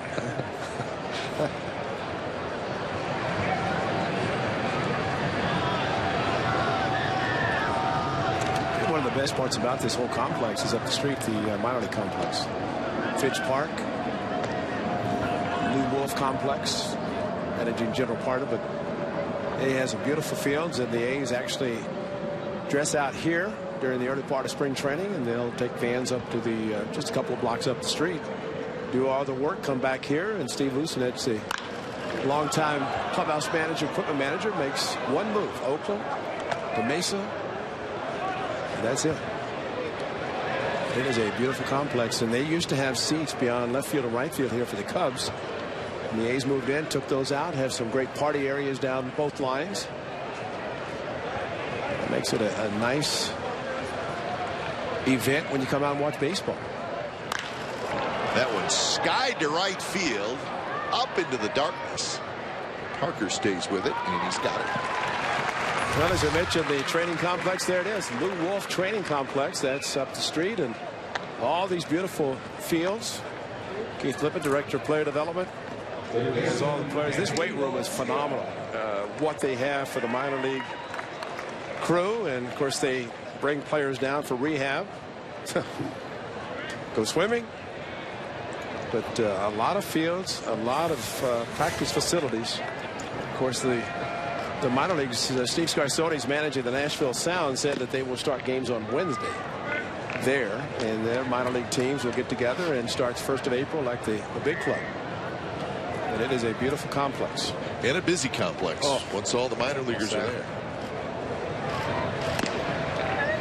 2-0 to Valencia, his third at bat, a strikeout and a line out for the A's cleanup hitter. I think Lou Wolf took some early batting practice too. Well, he should. Yeah, he came down, grabbed the bat. He should be able to do whatever he wants. Anything he wants. 3-0. Want a baseball?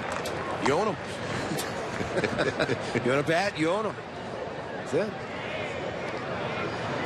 See if Valencia has a green light. There are times that a manager will say to a hitter, just see what he does on a 3-0, if he comes out of his shoes or just continues to have the same nice easy swing.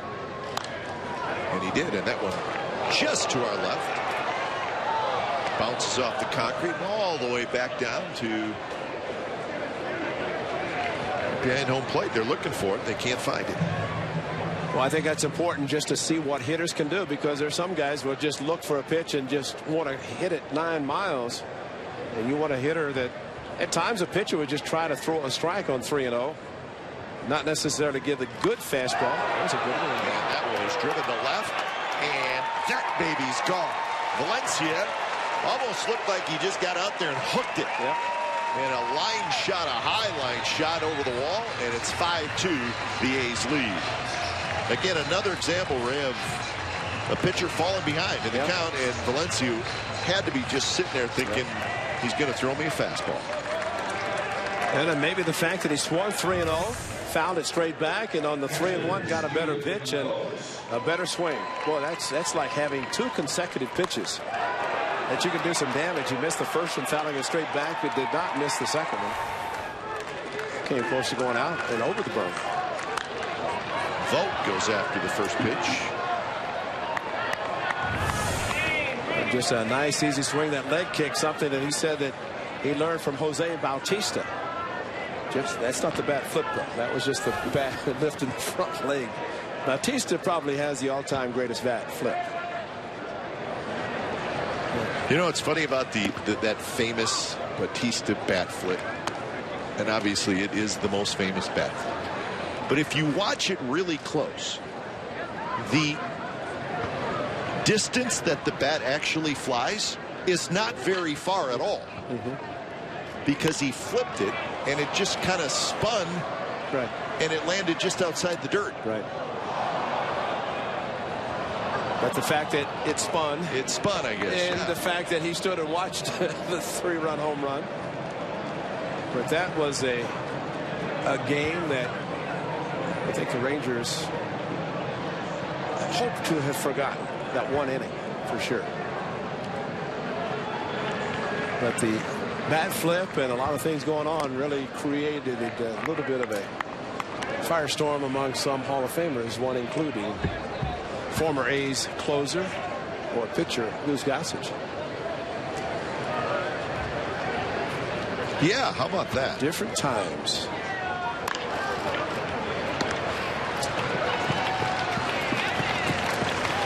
So Vogt is retired. What do you got about a Stephen Vogt jersey? Well, this is one of the special ones because you turn back the clock to 1981, ends on April the 16th when the A's take on the world champion Royals. 15,000 fans will receive a Stephen Vogt 1981 replica jersey presented by Cache Creek Casino Resort. Throwback to the Billy Boy era. The jersey features Oakland on the front and Vogt on the back while playing homage to one of the greatest periods in franchise history. Visit athletics.com/tickets today. Now, there's more to that story, Ray. So the giveaway is on April 16th. But that jersey that you're going to receive is a replica of what the A's are going to wear on the turn back the clock game against the Cubs on August 6th. So smart move by the Athletics. Give away the replica jersey before the actual turn back the clock game, and the fans can all wear it. That's right. So that will be August 6th, turn back the clock, when the A's play the Cubs, and you'll have your jersey on April 16th. And I think one of Billy Ball, 1981. Yeah, exactly. One of the best statements. Stephen Vogt embodies the spirit, hustle, and grit of the 81 Billy Ball team. I would say that group had grit. How about the epitome of old school ball player? That's probably the best part about it. He is old school and no batting gloves. Plays the game the right way. Good catcher, good hitter, good impersonator. 2-2 the count to Chris Davis. A couple of ground outs tonight for Davis. Should also mention about the Coliseum, Ray.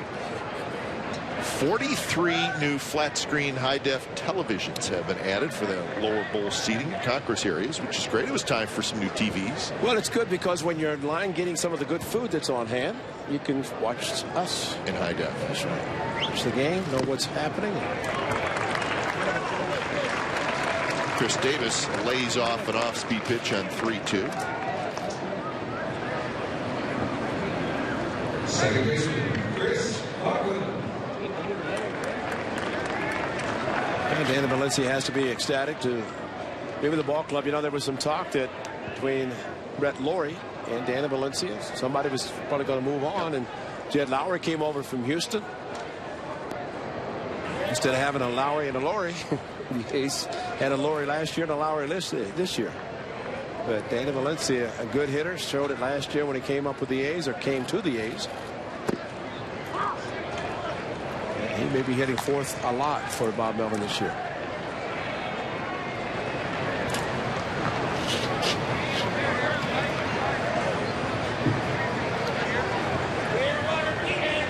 Chris Coughlin reached on an error and scored in the fourth inning. So lefty on lefty. Oakland playing second base tonight. Belt to his right. Flips to first. Side retired. Valencia with a home run for the Athletics. So we're through 5 innings from Mesa. The A's now lead 5-2.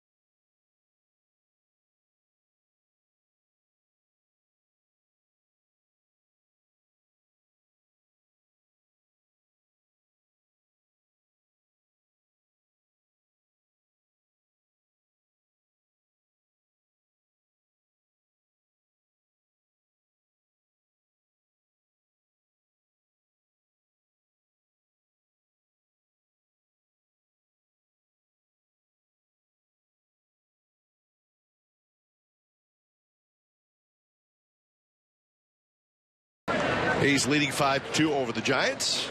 The good A's fans in the crowd. And it is a very good crowd on a Monday night.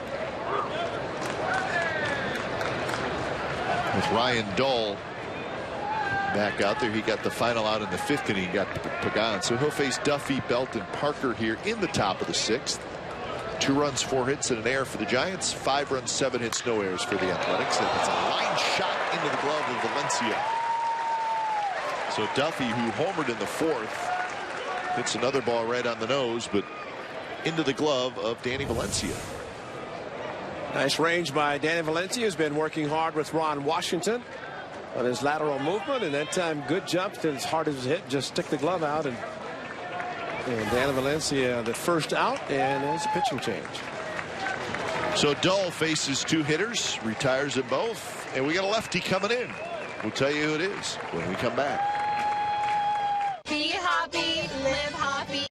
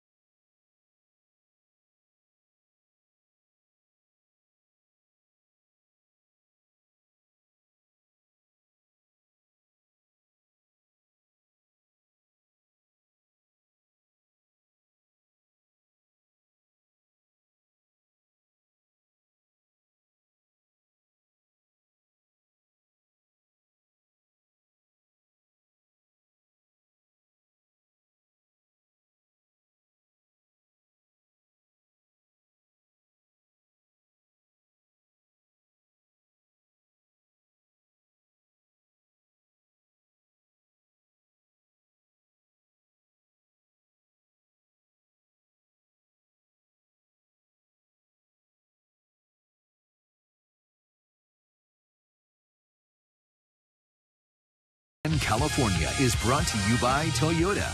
Save big during Toyota's One for Everyone sales event. Find the right Toyota for you at buyatoyota.com. And by Xfinity. X1 from Xfinity will change the way you experience TV. So 1 out here in the 6th, and the A's have gone to Mark Zepchinski. So one of the new A's relievers. We'll get our first look at him. Bob Melvin getting his guys ready for game situations with Belt and Parker, a pair of left-handed hitters, due up. Why not bring in Zepchinski? This is his job. Get left-handed hitters out. His 4th appearance this spring. And our fans' job is to figure out how to spell his name. Or spell it is one thing. Pronouncing it is really not too bad, because you just forget about that R that leads off his name. You say Zepchinski.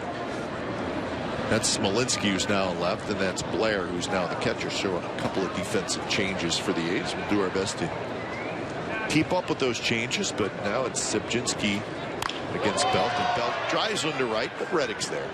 He's got it. So 2 outs here in the 6th. Zepchinski is 30 years old. It's his 6th year in the big leagues, and he's bounced around. Toronto, St. Louis, Cleveland, San Diego. In fact, last year he was half the year with Cleveland and then was traded to San Diego, so a couple of stops last year. So he's been around. I asked Steve Vucinich, of course, when the team goes to Oakland, they'll have their names on the back. And I said, what about Zepchinski? He said, what about Wojciechowski, who had 13 letters in his name. So Bruce is all ready for it. 11. I just counted. Yeah. Zepchinski 11. Right. Wojciechowski had 13. So Fossey has 5. Bruce has it all figured out. I just figured that. That's an easy one. You can just. Yeah, Saltalamaki is a long one. Yeah. And anytime when you take the name instead of going just straight across above the numbers, when you have to do the half circle. Yeah. You know. Or when it gets toward the armpit area, then you got problems. Yeah, broad shoulders to have a long name.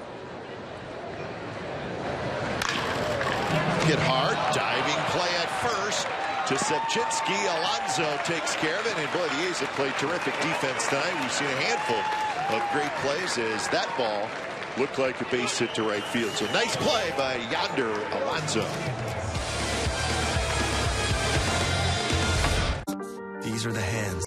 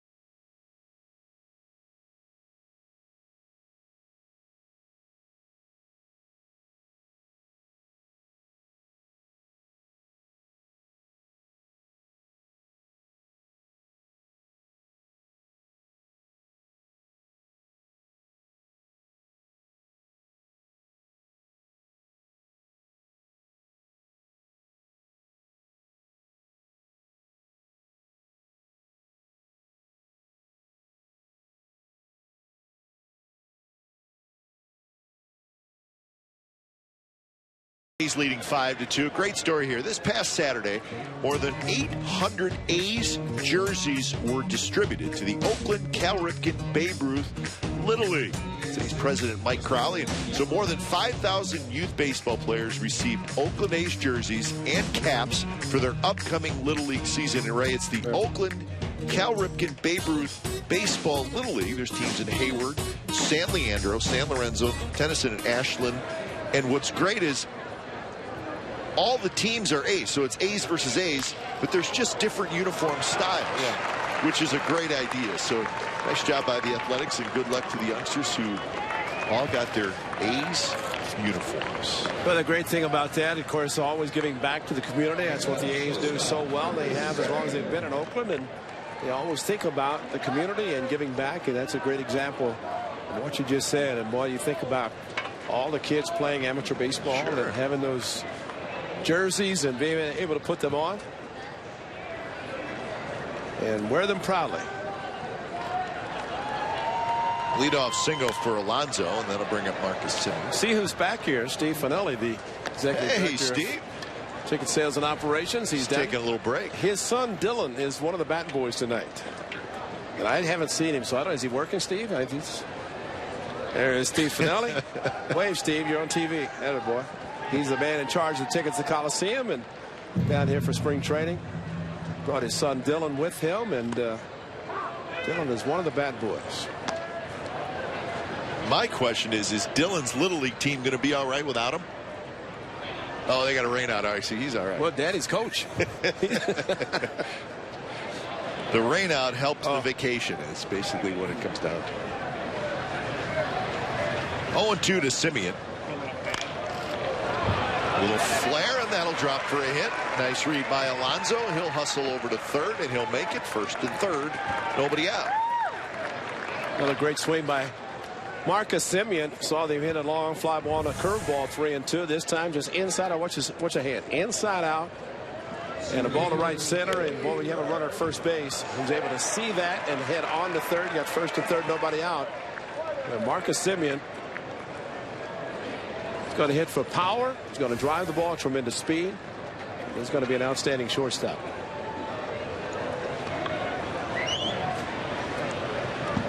So top of the order in Burns with Smolinski in the on-deck circle.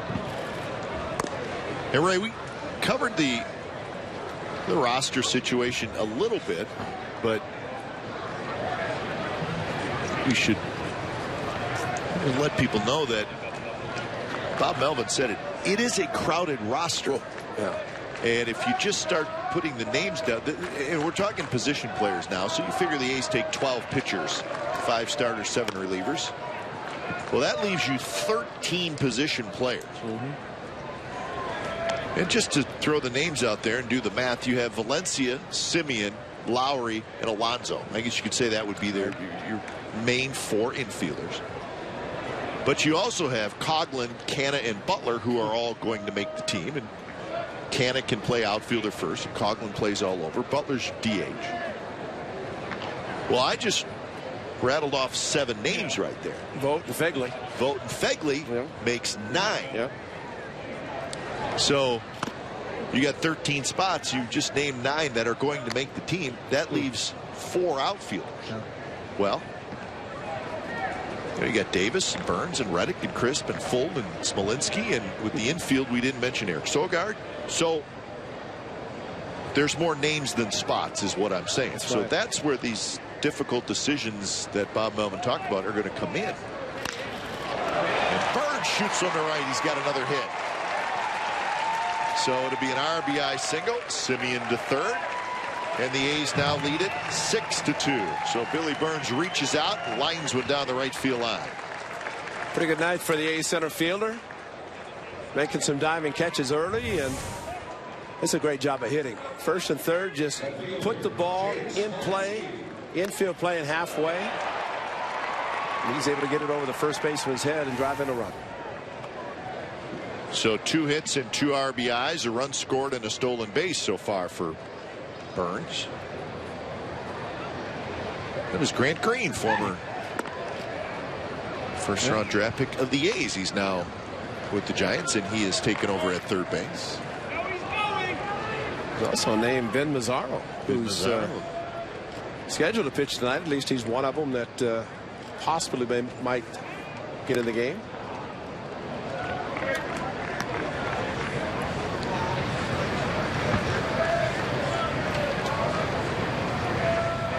Thinking about the Billy Ball era, early 80s, when everybody stole bases. This was a perfect situation. First and third, left-handed pitcher.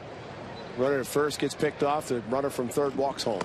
I mean, yeah, this was right up Billy Martin's, right up his alley. Yeah, Wayne Groves at third, stealing bases, stealing home. Of course, Ricky, the all-time base stealer.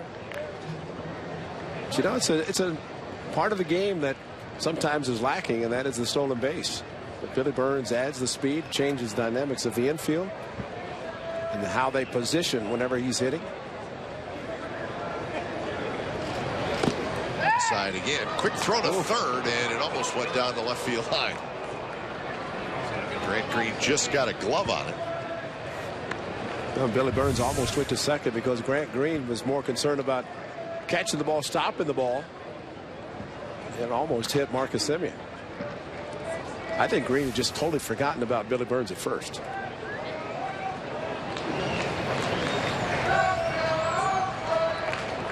So 34 pitches for Adalberto Mejia.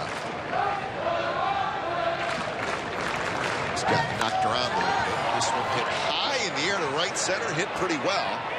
Hernandez circles underneath at the center fielder. He's got it. Semien will trot in to score. Long sacrifice 5 for Smolinski. So another good at bat by the Athletics. It's now 7-2.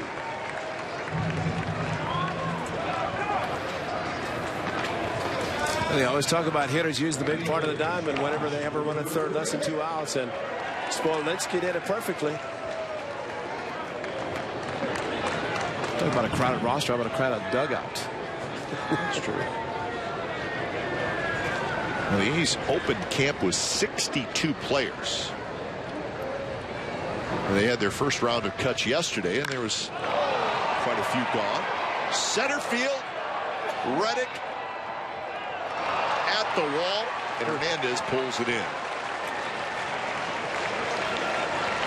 Well, you probably cannot hit a ball a whole lot further and not have it leave the park. Bochy saw it. A very good swing by Josh Reddick, and kept the front side tucked and just exploded. I think he thought he'd hit it out. Maybe the night air got him.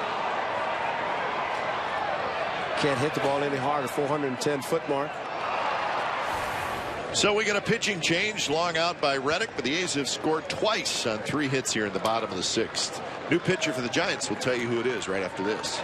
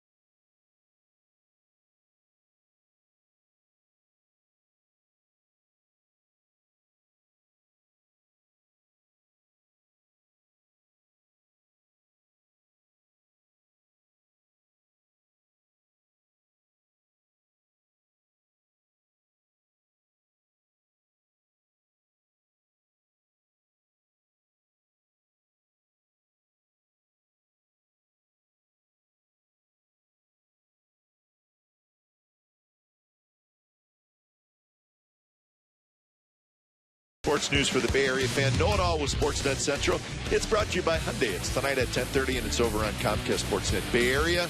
We'll have complete Pelicans-Warriors recap. It's not even an issue of whether the Warriors are going to win anymore. It's just of how much they're going to win by. It's just the way it is. Stanford lets Johnny Dawkins go, their basketball coach. And the latest on the Raiders and the 49ers free agent news. Dave Feldman and Ed Breed will host. Here in Mesa, the A's with a 7-2 lead, and Steve Finelli, the aforementioned Steve Finelli, in charge of tickets for the A's, has made it official. He said it is a sellout tonight. A little over 10,000. So we got the official, and if there's nobody more official if you want to know if it's a sellout or not, and he said it is. So. But you know what I thought was interesting?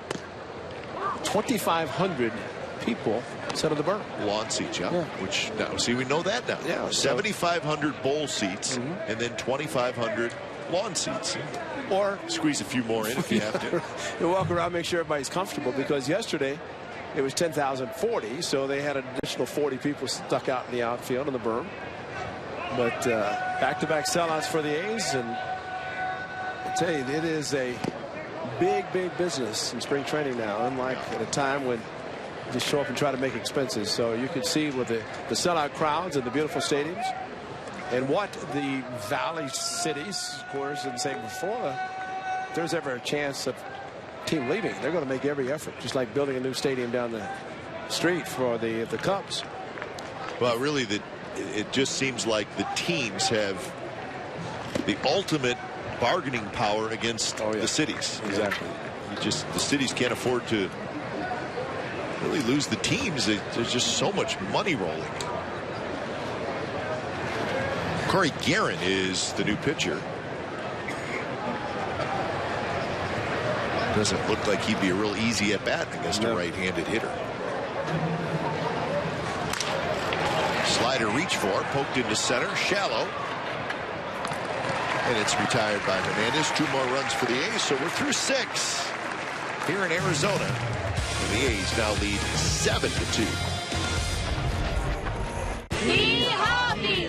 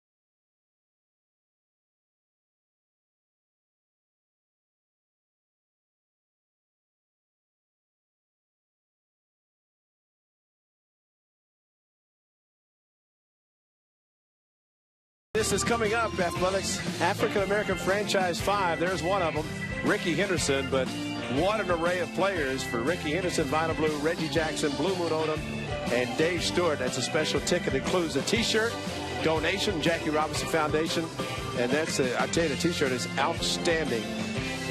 Those pictures right there that you see to your lower left, Franchise 5 will be on a T-shirt, and that's going to be a giveaway, and that's actually a beautiful T-shirt. So Rick, of course, one of the African-American Franchise 5s. That's going to be the Friday night at the Coliseum on Jackie Robinson Day, April the 15th. And the A's will honor those 5. Will be on hand, Ricky, of course. How could you deny him that honor? Well, it's really a pretty cool idea by the A's if you think about it. Great way to honor Jackie Robinson as well. Color barrier was broken, and Jackie Robinson, 1947. Oh. See, Adam Roden, even in exhibition games, Adam Roden has all the scouting reports on the pitchers that the A's could possibly see tonight from the Giants. Yeah, there's like 12 of them, right? Felix Doubront is the 4th pitcher of the night for the A's. It's been Gray, Dull, Zubczynski, and Doubront. So Felix Doubront pitched fairly well for the A's last year and had a pretty good chance to make the pitching staff, make the 25-man roster this year. But it can start or relieve, and we saw him do both last year. And that's always important, especially from the left-handed side.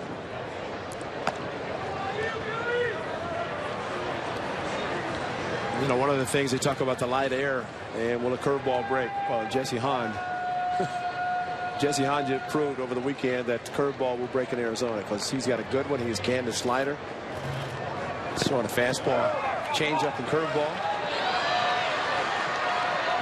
So it's going to be a strikeout, but Susak is going to reach. Oh, it was in the dirt. Blair just could not quite corral it. Well, the hard curveball, good pitch, swing. I don't know that ball might have hit the dirt after it went past Carson Blair, but good breaking ball from Dubron. The runner reaches. So Susak aboard. Here's Connor Gillespie.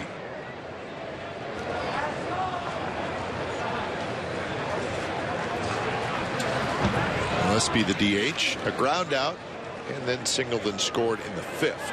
Gillespie trying to make the Giants team as a bench player. Saw him with the White Sox the last couple years.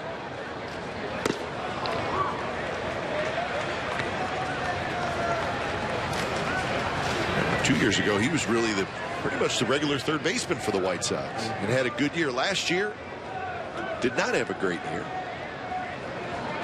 He was then traded to the Angels. Yeah, that's right. For the stretch drive.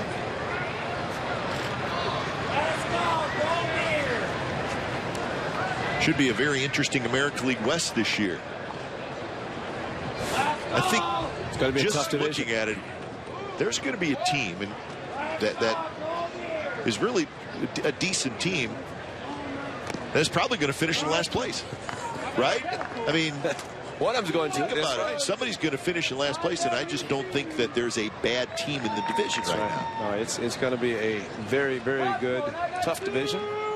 Out of Leidendorf, center field's done a great job. Andrew Lambeau. Chapman also in the outfield. Of course, the Rangers won it all last year, or won the division last year. And it'd be hard to imagine that the Rangers are going to be worse because they're going to get Darvish back and they're going to have Hamels the whole year. You said Chapman outfit. Matt Chapman's at third base. He was the #1 draft choice of the A's a couple years ago. Get a chance in spring training. We talked about Chapman a little bit earlier.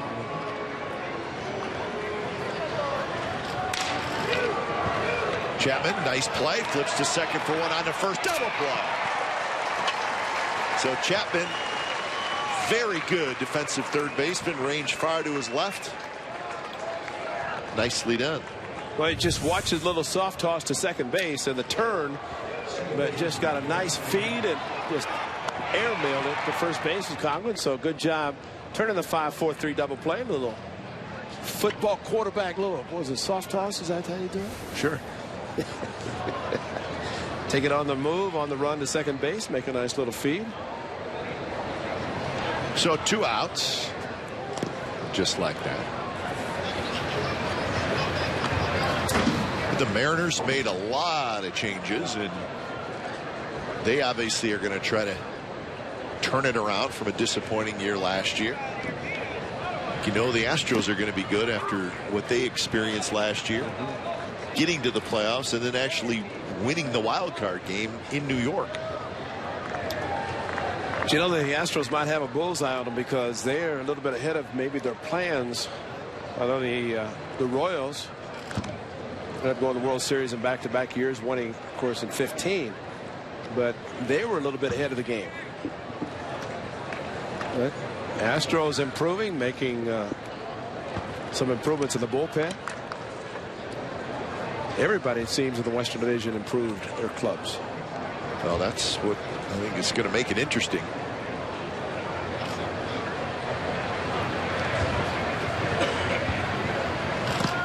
Up and away. There's the Angels. Changed the left side of their infield with Simmons and Escobar now playing shortstop and third base.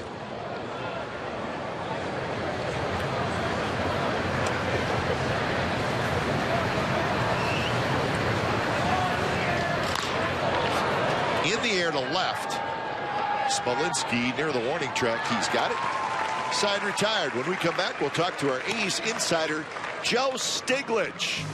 We'll get some A's goodies from Joe right after this.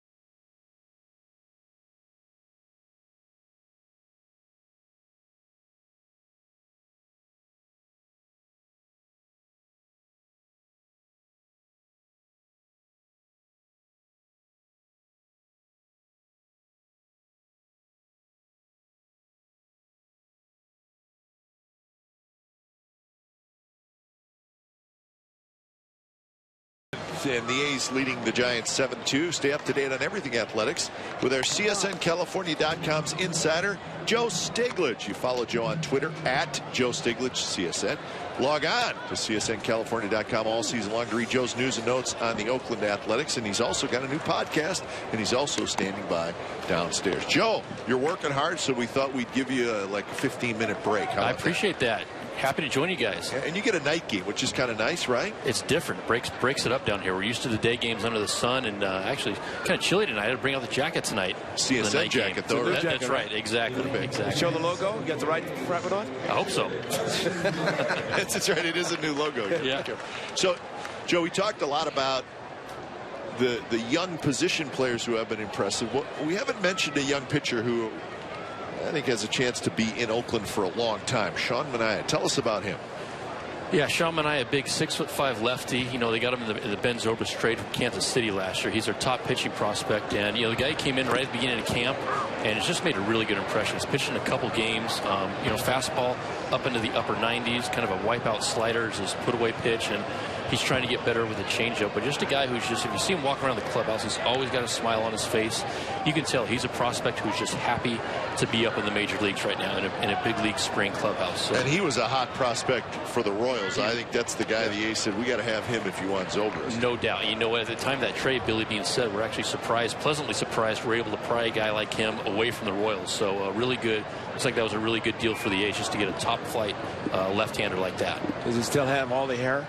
He's still got all the hair. When you see him, yeah, you bet. Yeah. Now he puts the hat on, he tucks it in a little bit, but it still spills out the side a little bit. And he's a big guy, right? I mean, he's 240, 245 pounds. He's a big guy, and I've talked to a couple of A's minor leaguers who faced him, stepped in the batter's box against him. They say, you know, he's a big guy, and he's got kind of a deceptive delivery where it goes across his body a little bit, three-quarters delivery sometimes, so it's pretty intimidating for a left-handed batter at times. That's part of it, too. That and his size and his stuff makes it a pretty tough at bat. Nice jacket. You do have the right logo. That's good to know. Yeah. Thank you. It's perfect. We just noticed that. Just noticed that.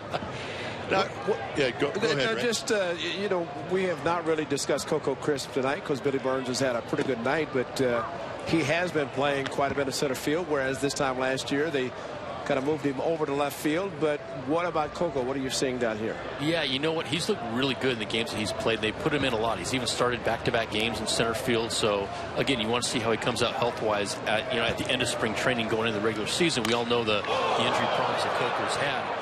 But he looks very good right now. And the A's are making it a priority this year. Bob Melvin's mentioned it a couple times of getting Billy Burns more rest this season. I think towards the end of last season, he wore down a little bit. Even though he didn't come out of the lineup very much, you saw the stolen bases go down. And Melvin said just his legs really got tired. So they want to give him a little bit more rest. They want Coco to be the guy in center field. And it's kind of a switch for Coco. I mean, this time last year, remember we were talking about him moving over to left field. and then they trade for Chris Davis this winter right before camp, and you say, well, where's Coco's playing time going to be? The A's want him to get some starts in center field, and if he's healthy, he's a pretty good guy to throw out there as a change of pace to Billy, and he's looked good and looks like he's got a lot of energy so far. First pitch at Coughlin is low, and I know we mentioned in the promo that you got a new podcast, and that's exciting for you. So if we need more A's information, we can check in on your podcast. Yeah, you bet. CSNCalifornia.com. You can subscribe to it on iTunes.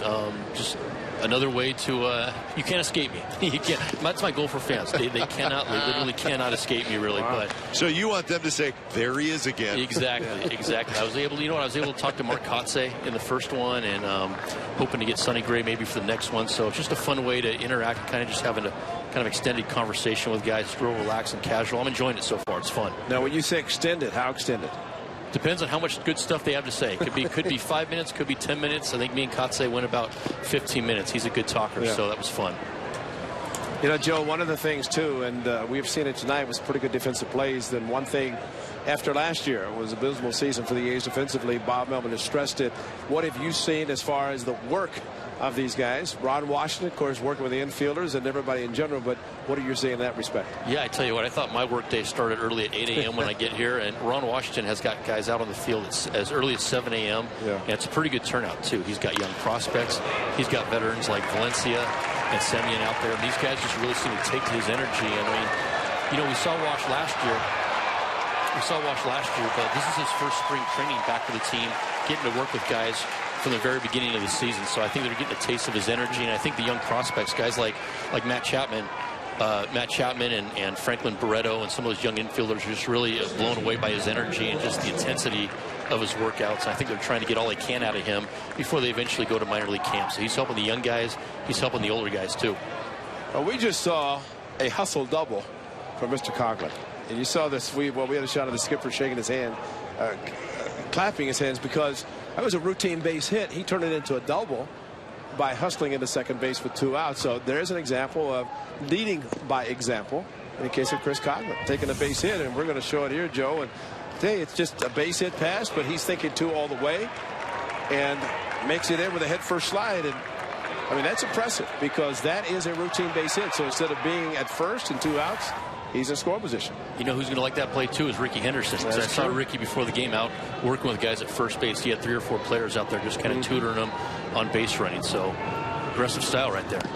Well, you hit a ball, you always think 2. You can always stop at first, but you think 2. And if you have that mindset when you're running, and Ricky, one of the best at doing it. Of course, he either hit a home run or walked and then stole second. That's right.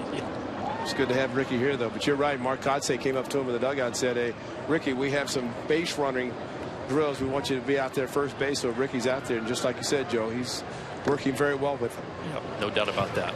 And he'll be working with the minor leaguers too when he goes over to minor league camp as well. Joe, you were around this team last year. Do you notice a little bit of difference this year, I guess, from a clubhouse standpoint, maybe from an attitude standpoint? Because, you know, I never thought it was a clubhouse last year where guys just didn't like each other and argued all the time. I just don't know that guys were always on the same page about what the final score should be. Yeah, no doubt. And I think, you know, it's not uncommon for every team to be optimistic and feel good this time of year, right? It's a fresh start for every team. But this team, I think, you know, the guys that were here last year saw all the moves that were made. I mean, a lot of bullpen additions, a couple of hitters in Davis and Coughlin. And I think just the combination of the guys coming back and the new guys coming in.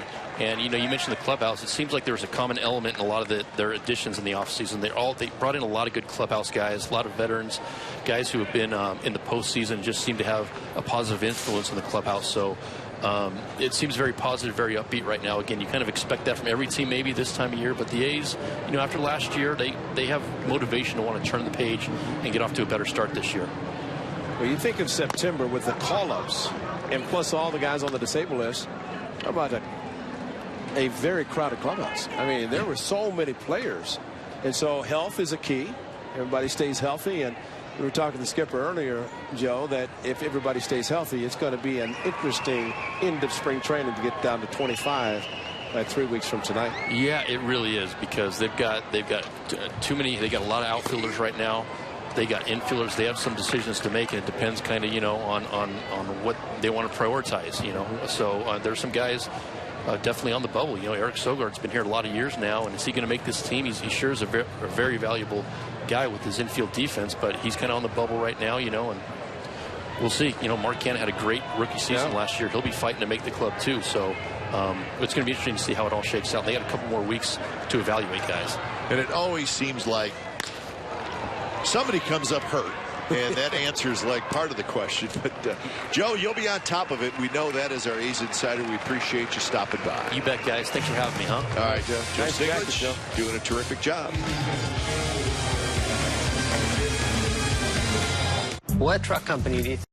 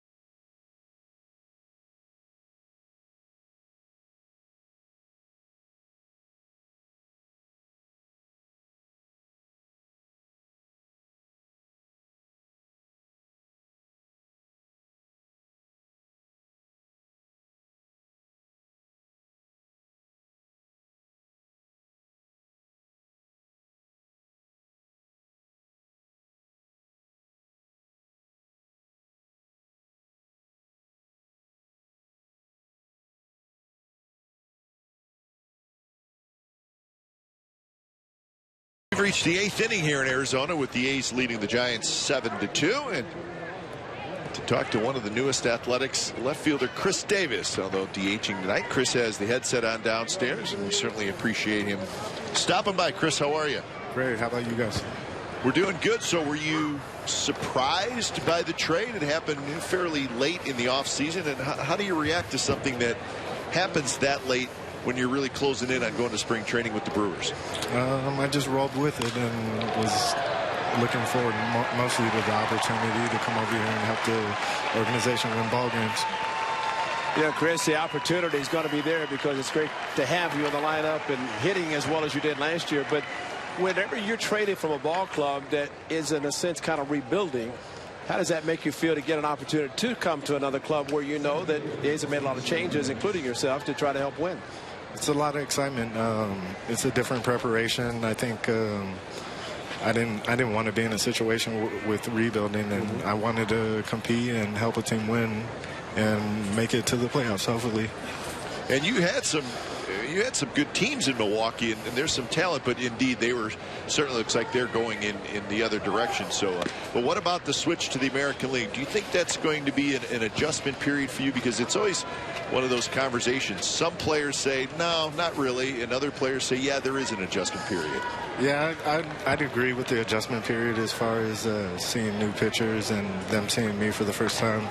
So just go out there and play ball. It's still the same game, same approach, and just go out there and give quality ABs.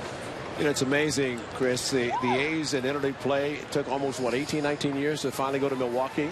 And it went a couple of years ago and going back again this year. What was it like hitting at Miller Park sometimes with the roof closed? And now you're coming to a ballpark where in the American League you have outdoor. You're going to be playing all outdoors, but you're playing in California, which you're very familiar with California. But how much you're looking forward to that part of the game? I can't get enough of it. It's nonstop with our schedule's hectic, and I definitely want to go out there and be healthy and do what I can to help win ball games. Now tell us about your dad. I know he's been a big influence on your life. That's right. He's a baseball junkie, and he loves coaching. He can't get enough of it out there. And you know what? Truth be told, my mom really taught me how to play the game. She taught me how to play hard. Well, there's a lot of that in baseball where the fathers are busy at times. But I thought it was interesting that you make 3 trips to Southern California to be with your dad, or at least to see what he's working, and you found out about the trade when you were there. Yeah, it was a good coincidence, and the timing couldn't have been better. Yeah, you'll get used to the Anaheim trip. Oh yeah. It'll become like your St. Louis trip when you were with the Brewers. No doubt. Just get used to it. So what have you liked about your new team so far? I know you haven't been with them a lot. You got to get to know a lot of new guys. Did you know any guys from your first couple years in the big leagues? Yeah, I've known Sogard. I played against him in high school. Okay. And in college, and you know, I was just happy to be here, kind of deal. You know, just finally playing on the same team together. All these years we played against each other, so it was exciting there. And you know what? I've just felt welcome all around. The guys all introduced themselves right away. You know, it was a team welcoming, and you know, I was happy about it. You know, the one thing about American League, and maybe something's going to change towards the end of, after this year, the collective bargaining agreement, as far as the DH. National League, 0. You don't, unless there's an interleague game in American League Park, but you're DH United.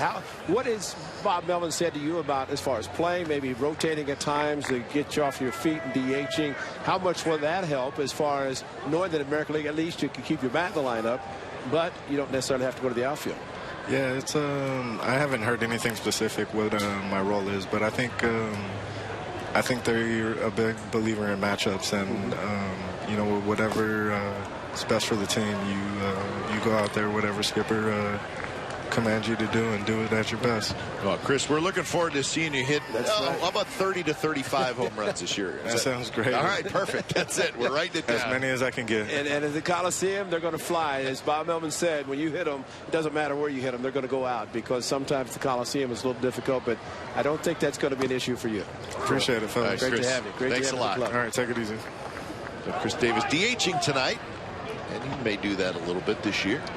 Well, I think from Bob Melvin's standpoint, of course, Billy Butler is the primary DH, but, you know, a lot of managers nowadays like to say, okay, we're going to rotate. And, you know, if you can get a position player off his feet for half a game, as they call it, by keeping his bat in the lineup but not go out defensively, that's a good break for him. And I think Bob Melvin can use that. Billy Butler can play first base. A lot of different things can happen with the DH, so I don't think anybody's just pigeonholed into the DH by himself. And they can use it in different ways, and I think it could be beneficial to somebody like Chris Davis, who is accustomed to the National League playing exclusively in the field because of no DH. Towards short. Throw across the diamond in time. Looks like our friend, Mr. Barreto. So we're getting to see the youngsters that we talked about earlier in this show. That is Franklin Barreto right there. Matt Chapman is at third base. And he showed off the arm right there. You see, he's not a real tall guy. He's about 5'9", 5'10", but he's strong. Well, there have been some comparisons to one guy named Miguel Tejada, and all the A's fans know what kind of energy he brought. And Barreto, he only wants to be better than Miguel Cabrera. You know, that's his idol. He wants to hit like him, be like him, and if he can be anything like Miggy, that's going to be huge for the A's in the future. And he's just part of a great group of young players. And Kaipa, I thought it was interesting when we talk about the American League West. The Angels have put so much emphasis on their major league team salary-wise. They don't have a huge minor league system, and they have to really depend on the players they have at the major league level, which are very good. But when it comes to trades, most clubs, if they're trading, they want to try to acquire prospects, and some clubs just don't have the number that the A's have, definitely in their system. 1-1 to Grant Green. Dubrat trying to work around the leadoff double.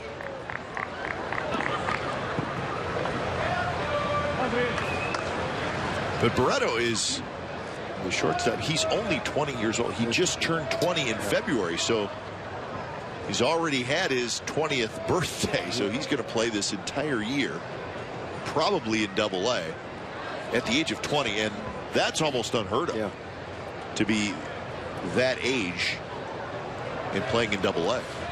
Well, the great thing too about a young player, and Joe Stiglitz was talking about the roster, and there's one important part about this time of the year. It's, do you have an option or not? Can you be optioned in the minor leagues? And if you have an option, that could be a detriment to your career at the major league level. Now, Barreto, at an age, he's not on the roster, so they don't have to worry about losing him with an option when he goes to minor leagues. And that's the great thing about it, being young and getting experience in spring training at the major league level.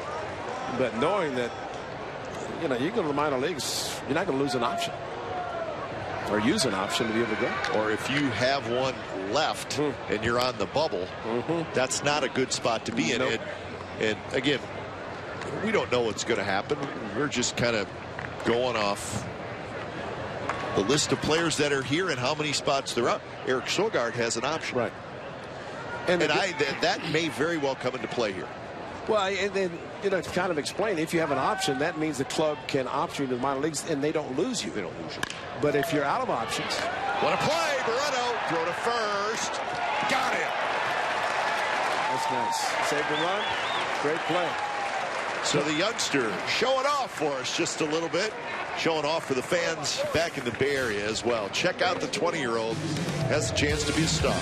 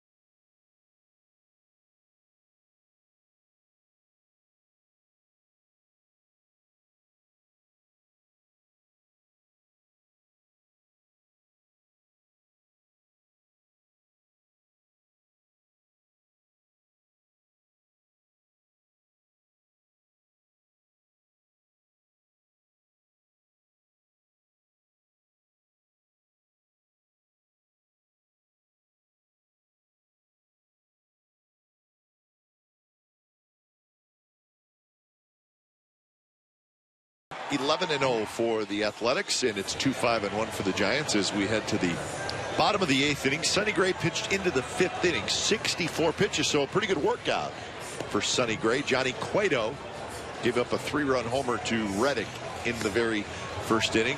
Reddick's a couple of hits tonight. Valencia has also homered, so those are the numbers tonight. Exhibition baseball from Mesa, Arizona. Ray Fosse and Glenn Kuiper. That's the way it is right there. That's the way we feel. The score doesn't matter. And anybody who started this game for either team is probably showered and gone. We saw Johnny Cueto walk across the diamond about an hour and a half ago. He was not in his uniform, and he was heading home. So especially if you're a veteran, right? Then that's it. Oh, yeah.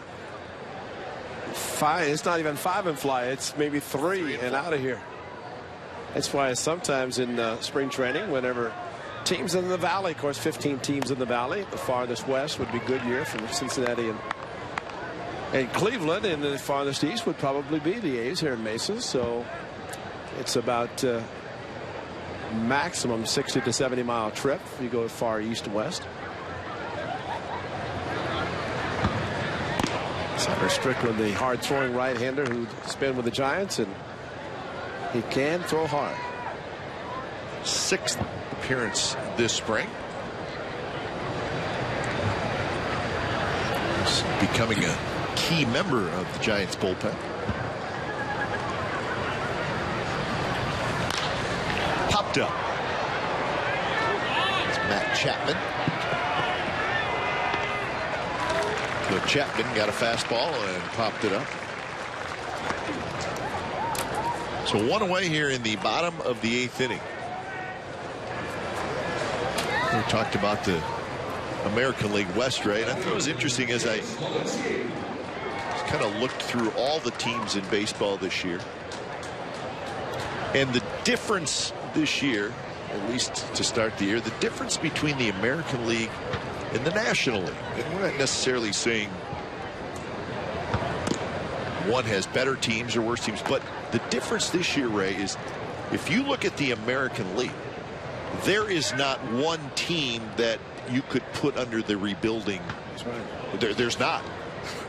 Whereas in the National League, I mean, you can safely rip off 4 or 5 teams that are, and you can say they're rebuilding. That's right. Milwaukee's rebuilding. Cincinnati's rebuilding. Atlanta's rebuilding. Philadelphia's rebuilding, right? I mean, it's Colorado. I mean, those teams probably don't have a chance to win. Yeah. True. Whereas there's real good teams in the National League, but then there's also the teams I just named that probably aren't going to compete. Whereas in the American League, I just don't see a team or a couple of teams there that you can say, you know what, they're probably not going to be very good. Everybody in the West has a chance to be decent. We know about the Central and the East. I mean, the East is always there's just not a down team to be found, I don't think, in the American League. There is in the National League. Well, in interleague play this year, the A's are going to the Central. Yeah. And 2 of those teams that you mentioned, the A's will be playing. And that would be Cincinnati and Milwaukee in the same road trip. That's right. That's a good call. And, you know, as it turned out last year, 3 teams, Chicago, St. Louis, and Pittsburgh, in the Central, were all in postseason. Well, they had the three best records in baseball. Exactly. And that's a clank right there. That's right. And beyond the webbing, outfielders had the bigger gloves, but he did not look into the webbing of the glove.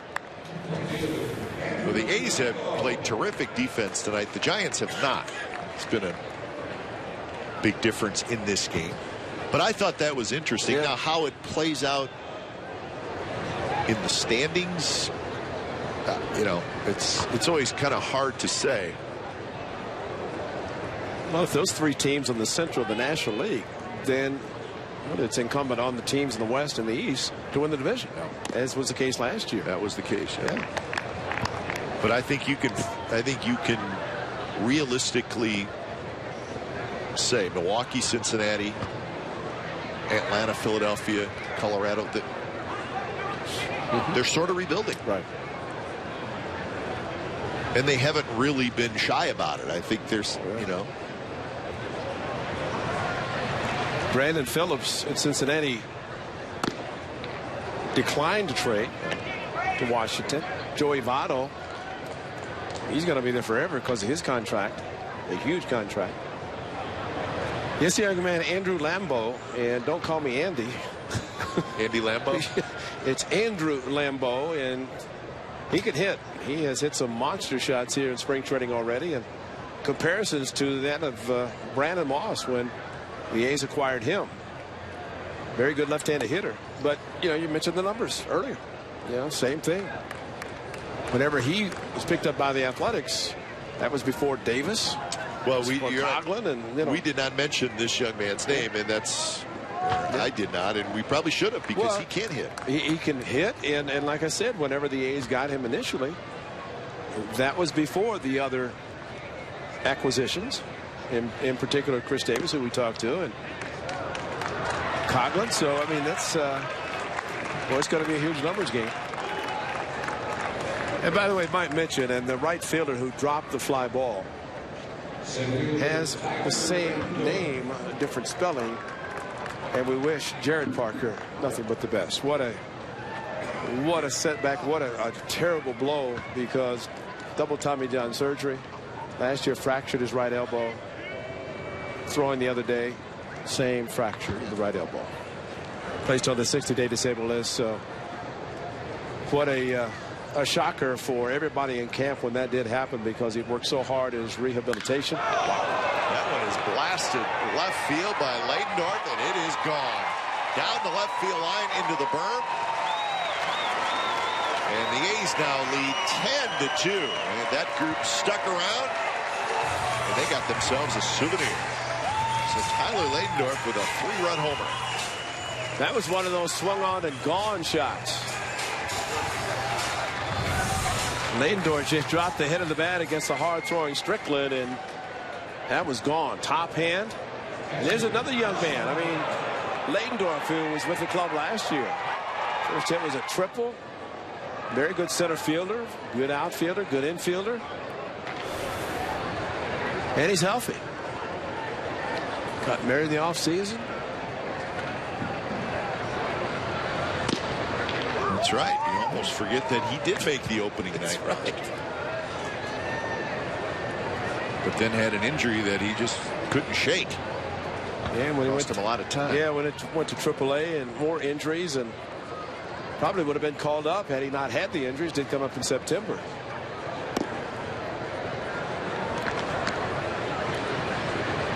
So 1-1 the count. This is Carson Blair.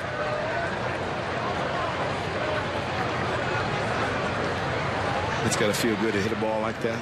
Flush a fastball on the line drive. There's the high heat 1-2.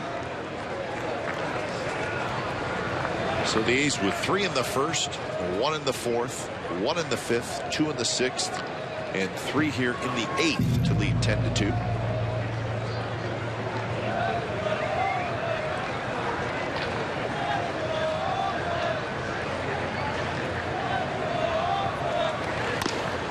High fastball again. This time Blair lays off. So we will also be televising the final exhibition game of 2016. That'll be the Saturday game at the Coliseum between the A's and the Giants. It'll be a 1 o'clock start, so we'll have that for you here at CSN California. And then, of course, the opener is that Monday night. Great seats are available for the A's home opener, April the 4th. 3 weeks from tonight, they'll be against the Chicago White Sox. Tickets are going fast, so don't miss your chance. See Sonny Gray, Josh Reddick, and the 2016 Athletics. In addition, 32,000 fans will receive a magnetic schedule presented by CSN California.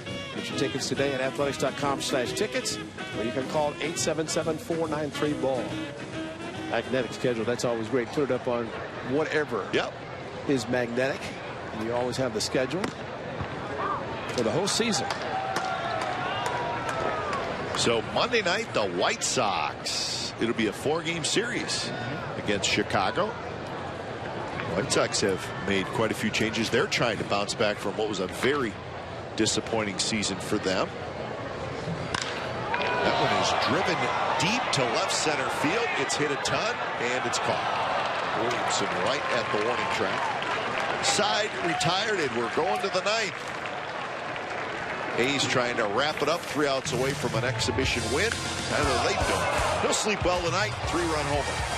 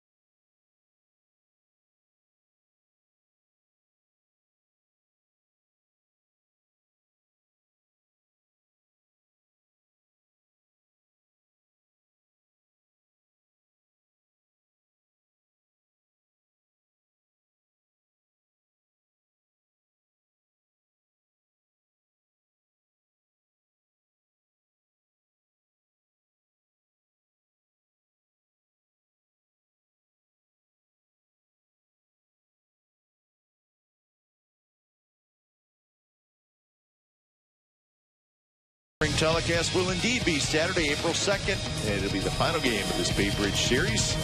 Coverage begins at 1 o'clock. You get complete A's coverage every night on Sportsnet Central and CSNCalifornia.com with their insider Joe Sting. So the home of A's baseball is Comcast Sportsnet. So we'll get warmed up for opening night.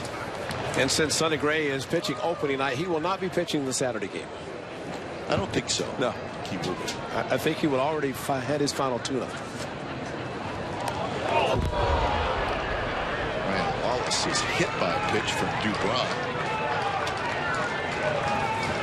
So leadoff man aboard. Dubron is going into his third inning of work.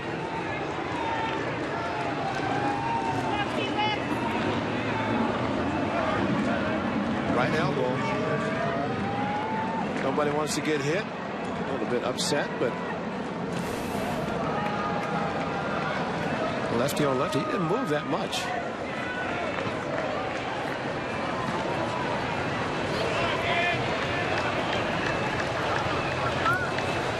So here's Parker, who has played the whole game tonight.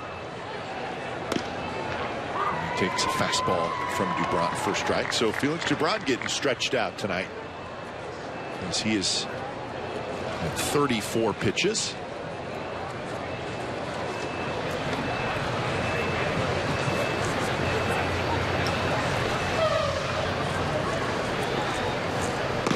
Good breaking ball. Parker could not pull the trigger in for a strike. When you get stretched out, you get a chance to throw some curveballs, lefty on lefty, and a very good one from Dubron. He does have a good one. I think this is kind of away from Bob Melvin and Kurt Young. Give him a chance to stretch out a little bit, and as Bob had said, use him as a spot starter, bullpen, long man. Different types of use for this left-hander. Curveball again, backed it up nicely.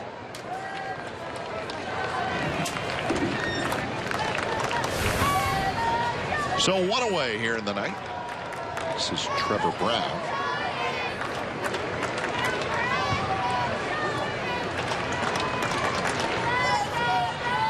Brown, the catcher, after Susak caught the first 6 innings.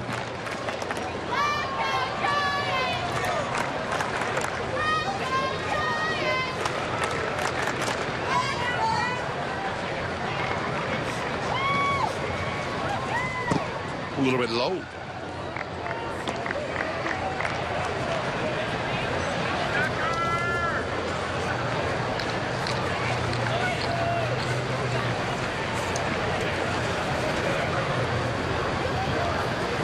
Two 2-0 to Brown. Dubron trying to wrap this thing up.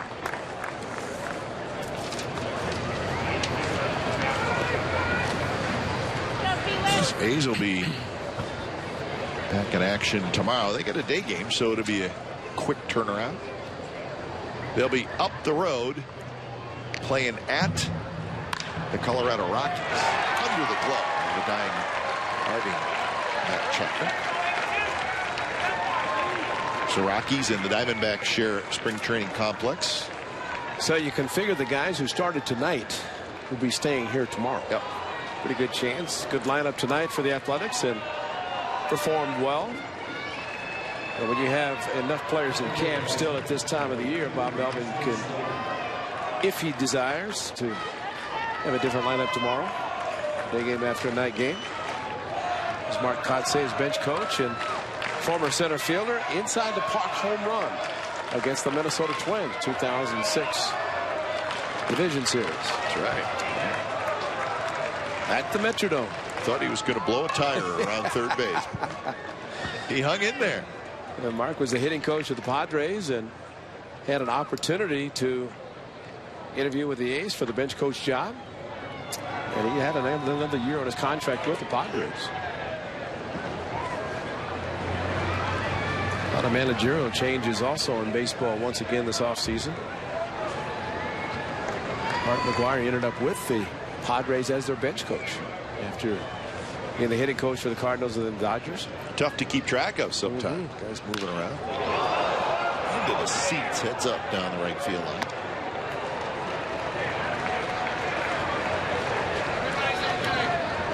This is Austin Slater up from the minor league camp.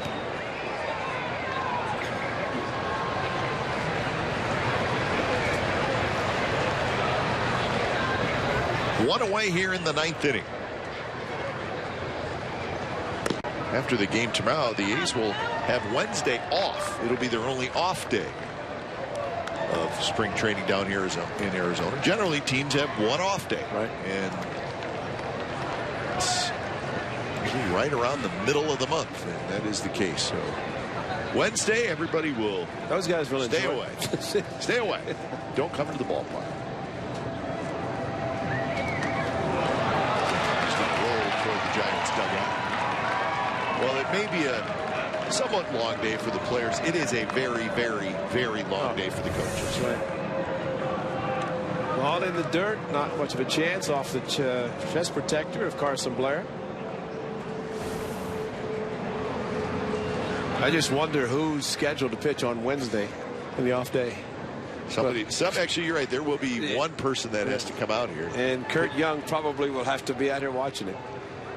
And maybe pitch in a minor league game. As you mentioned, Steve Scarsoni said that's when the minor league games begin on Wednesday. So whoever is scheduled, they have to keep them in the rotation. It's not like an off day during the regular season where they get the full day off. Shot, nice play. That's Chad Pinder. Go to first. It'll get a run home, but another very nice defensive play by the A's. This one by another pretty good young infielder, Chad Pinder. Yeah, he's got some pop as well, plus a very nice glove to his right. A nice play, saving a couple runs. One did score, but it's going to be a lot of fun seeing some of these young guys develop into the major league players that they soon will be. So 2 away. This is Hawk-Joe Lee, shortstop.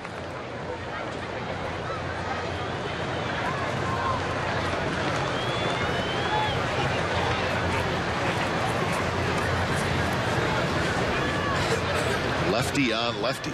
Probably don't want to be a shortstop trying to get to the big leagues with the Giants. They just signed their shortstop Brandon Crawford to a 6-year contract. May have to wait a while. Yep.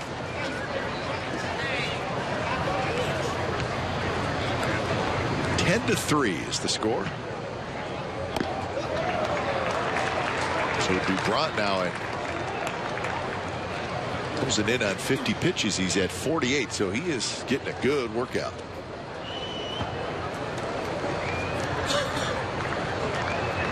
And it's not like it wasn't planned. Right.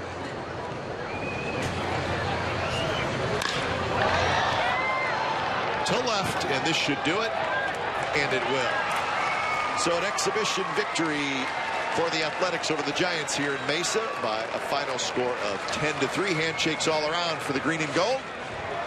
And the A's will sleep fast and get ready for a day game tomorrow. We'll come back to Mesa in just a minute and wrap this baby up. Final score tonight, the Athletics 10 and the Giants 3. We'll be back in just a moment. Cresco Rent.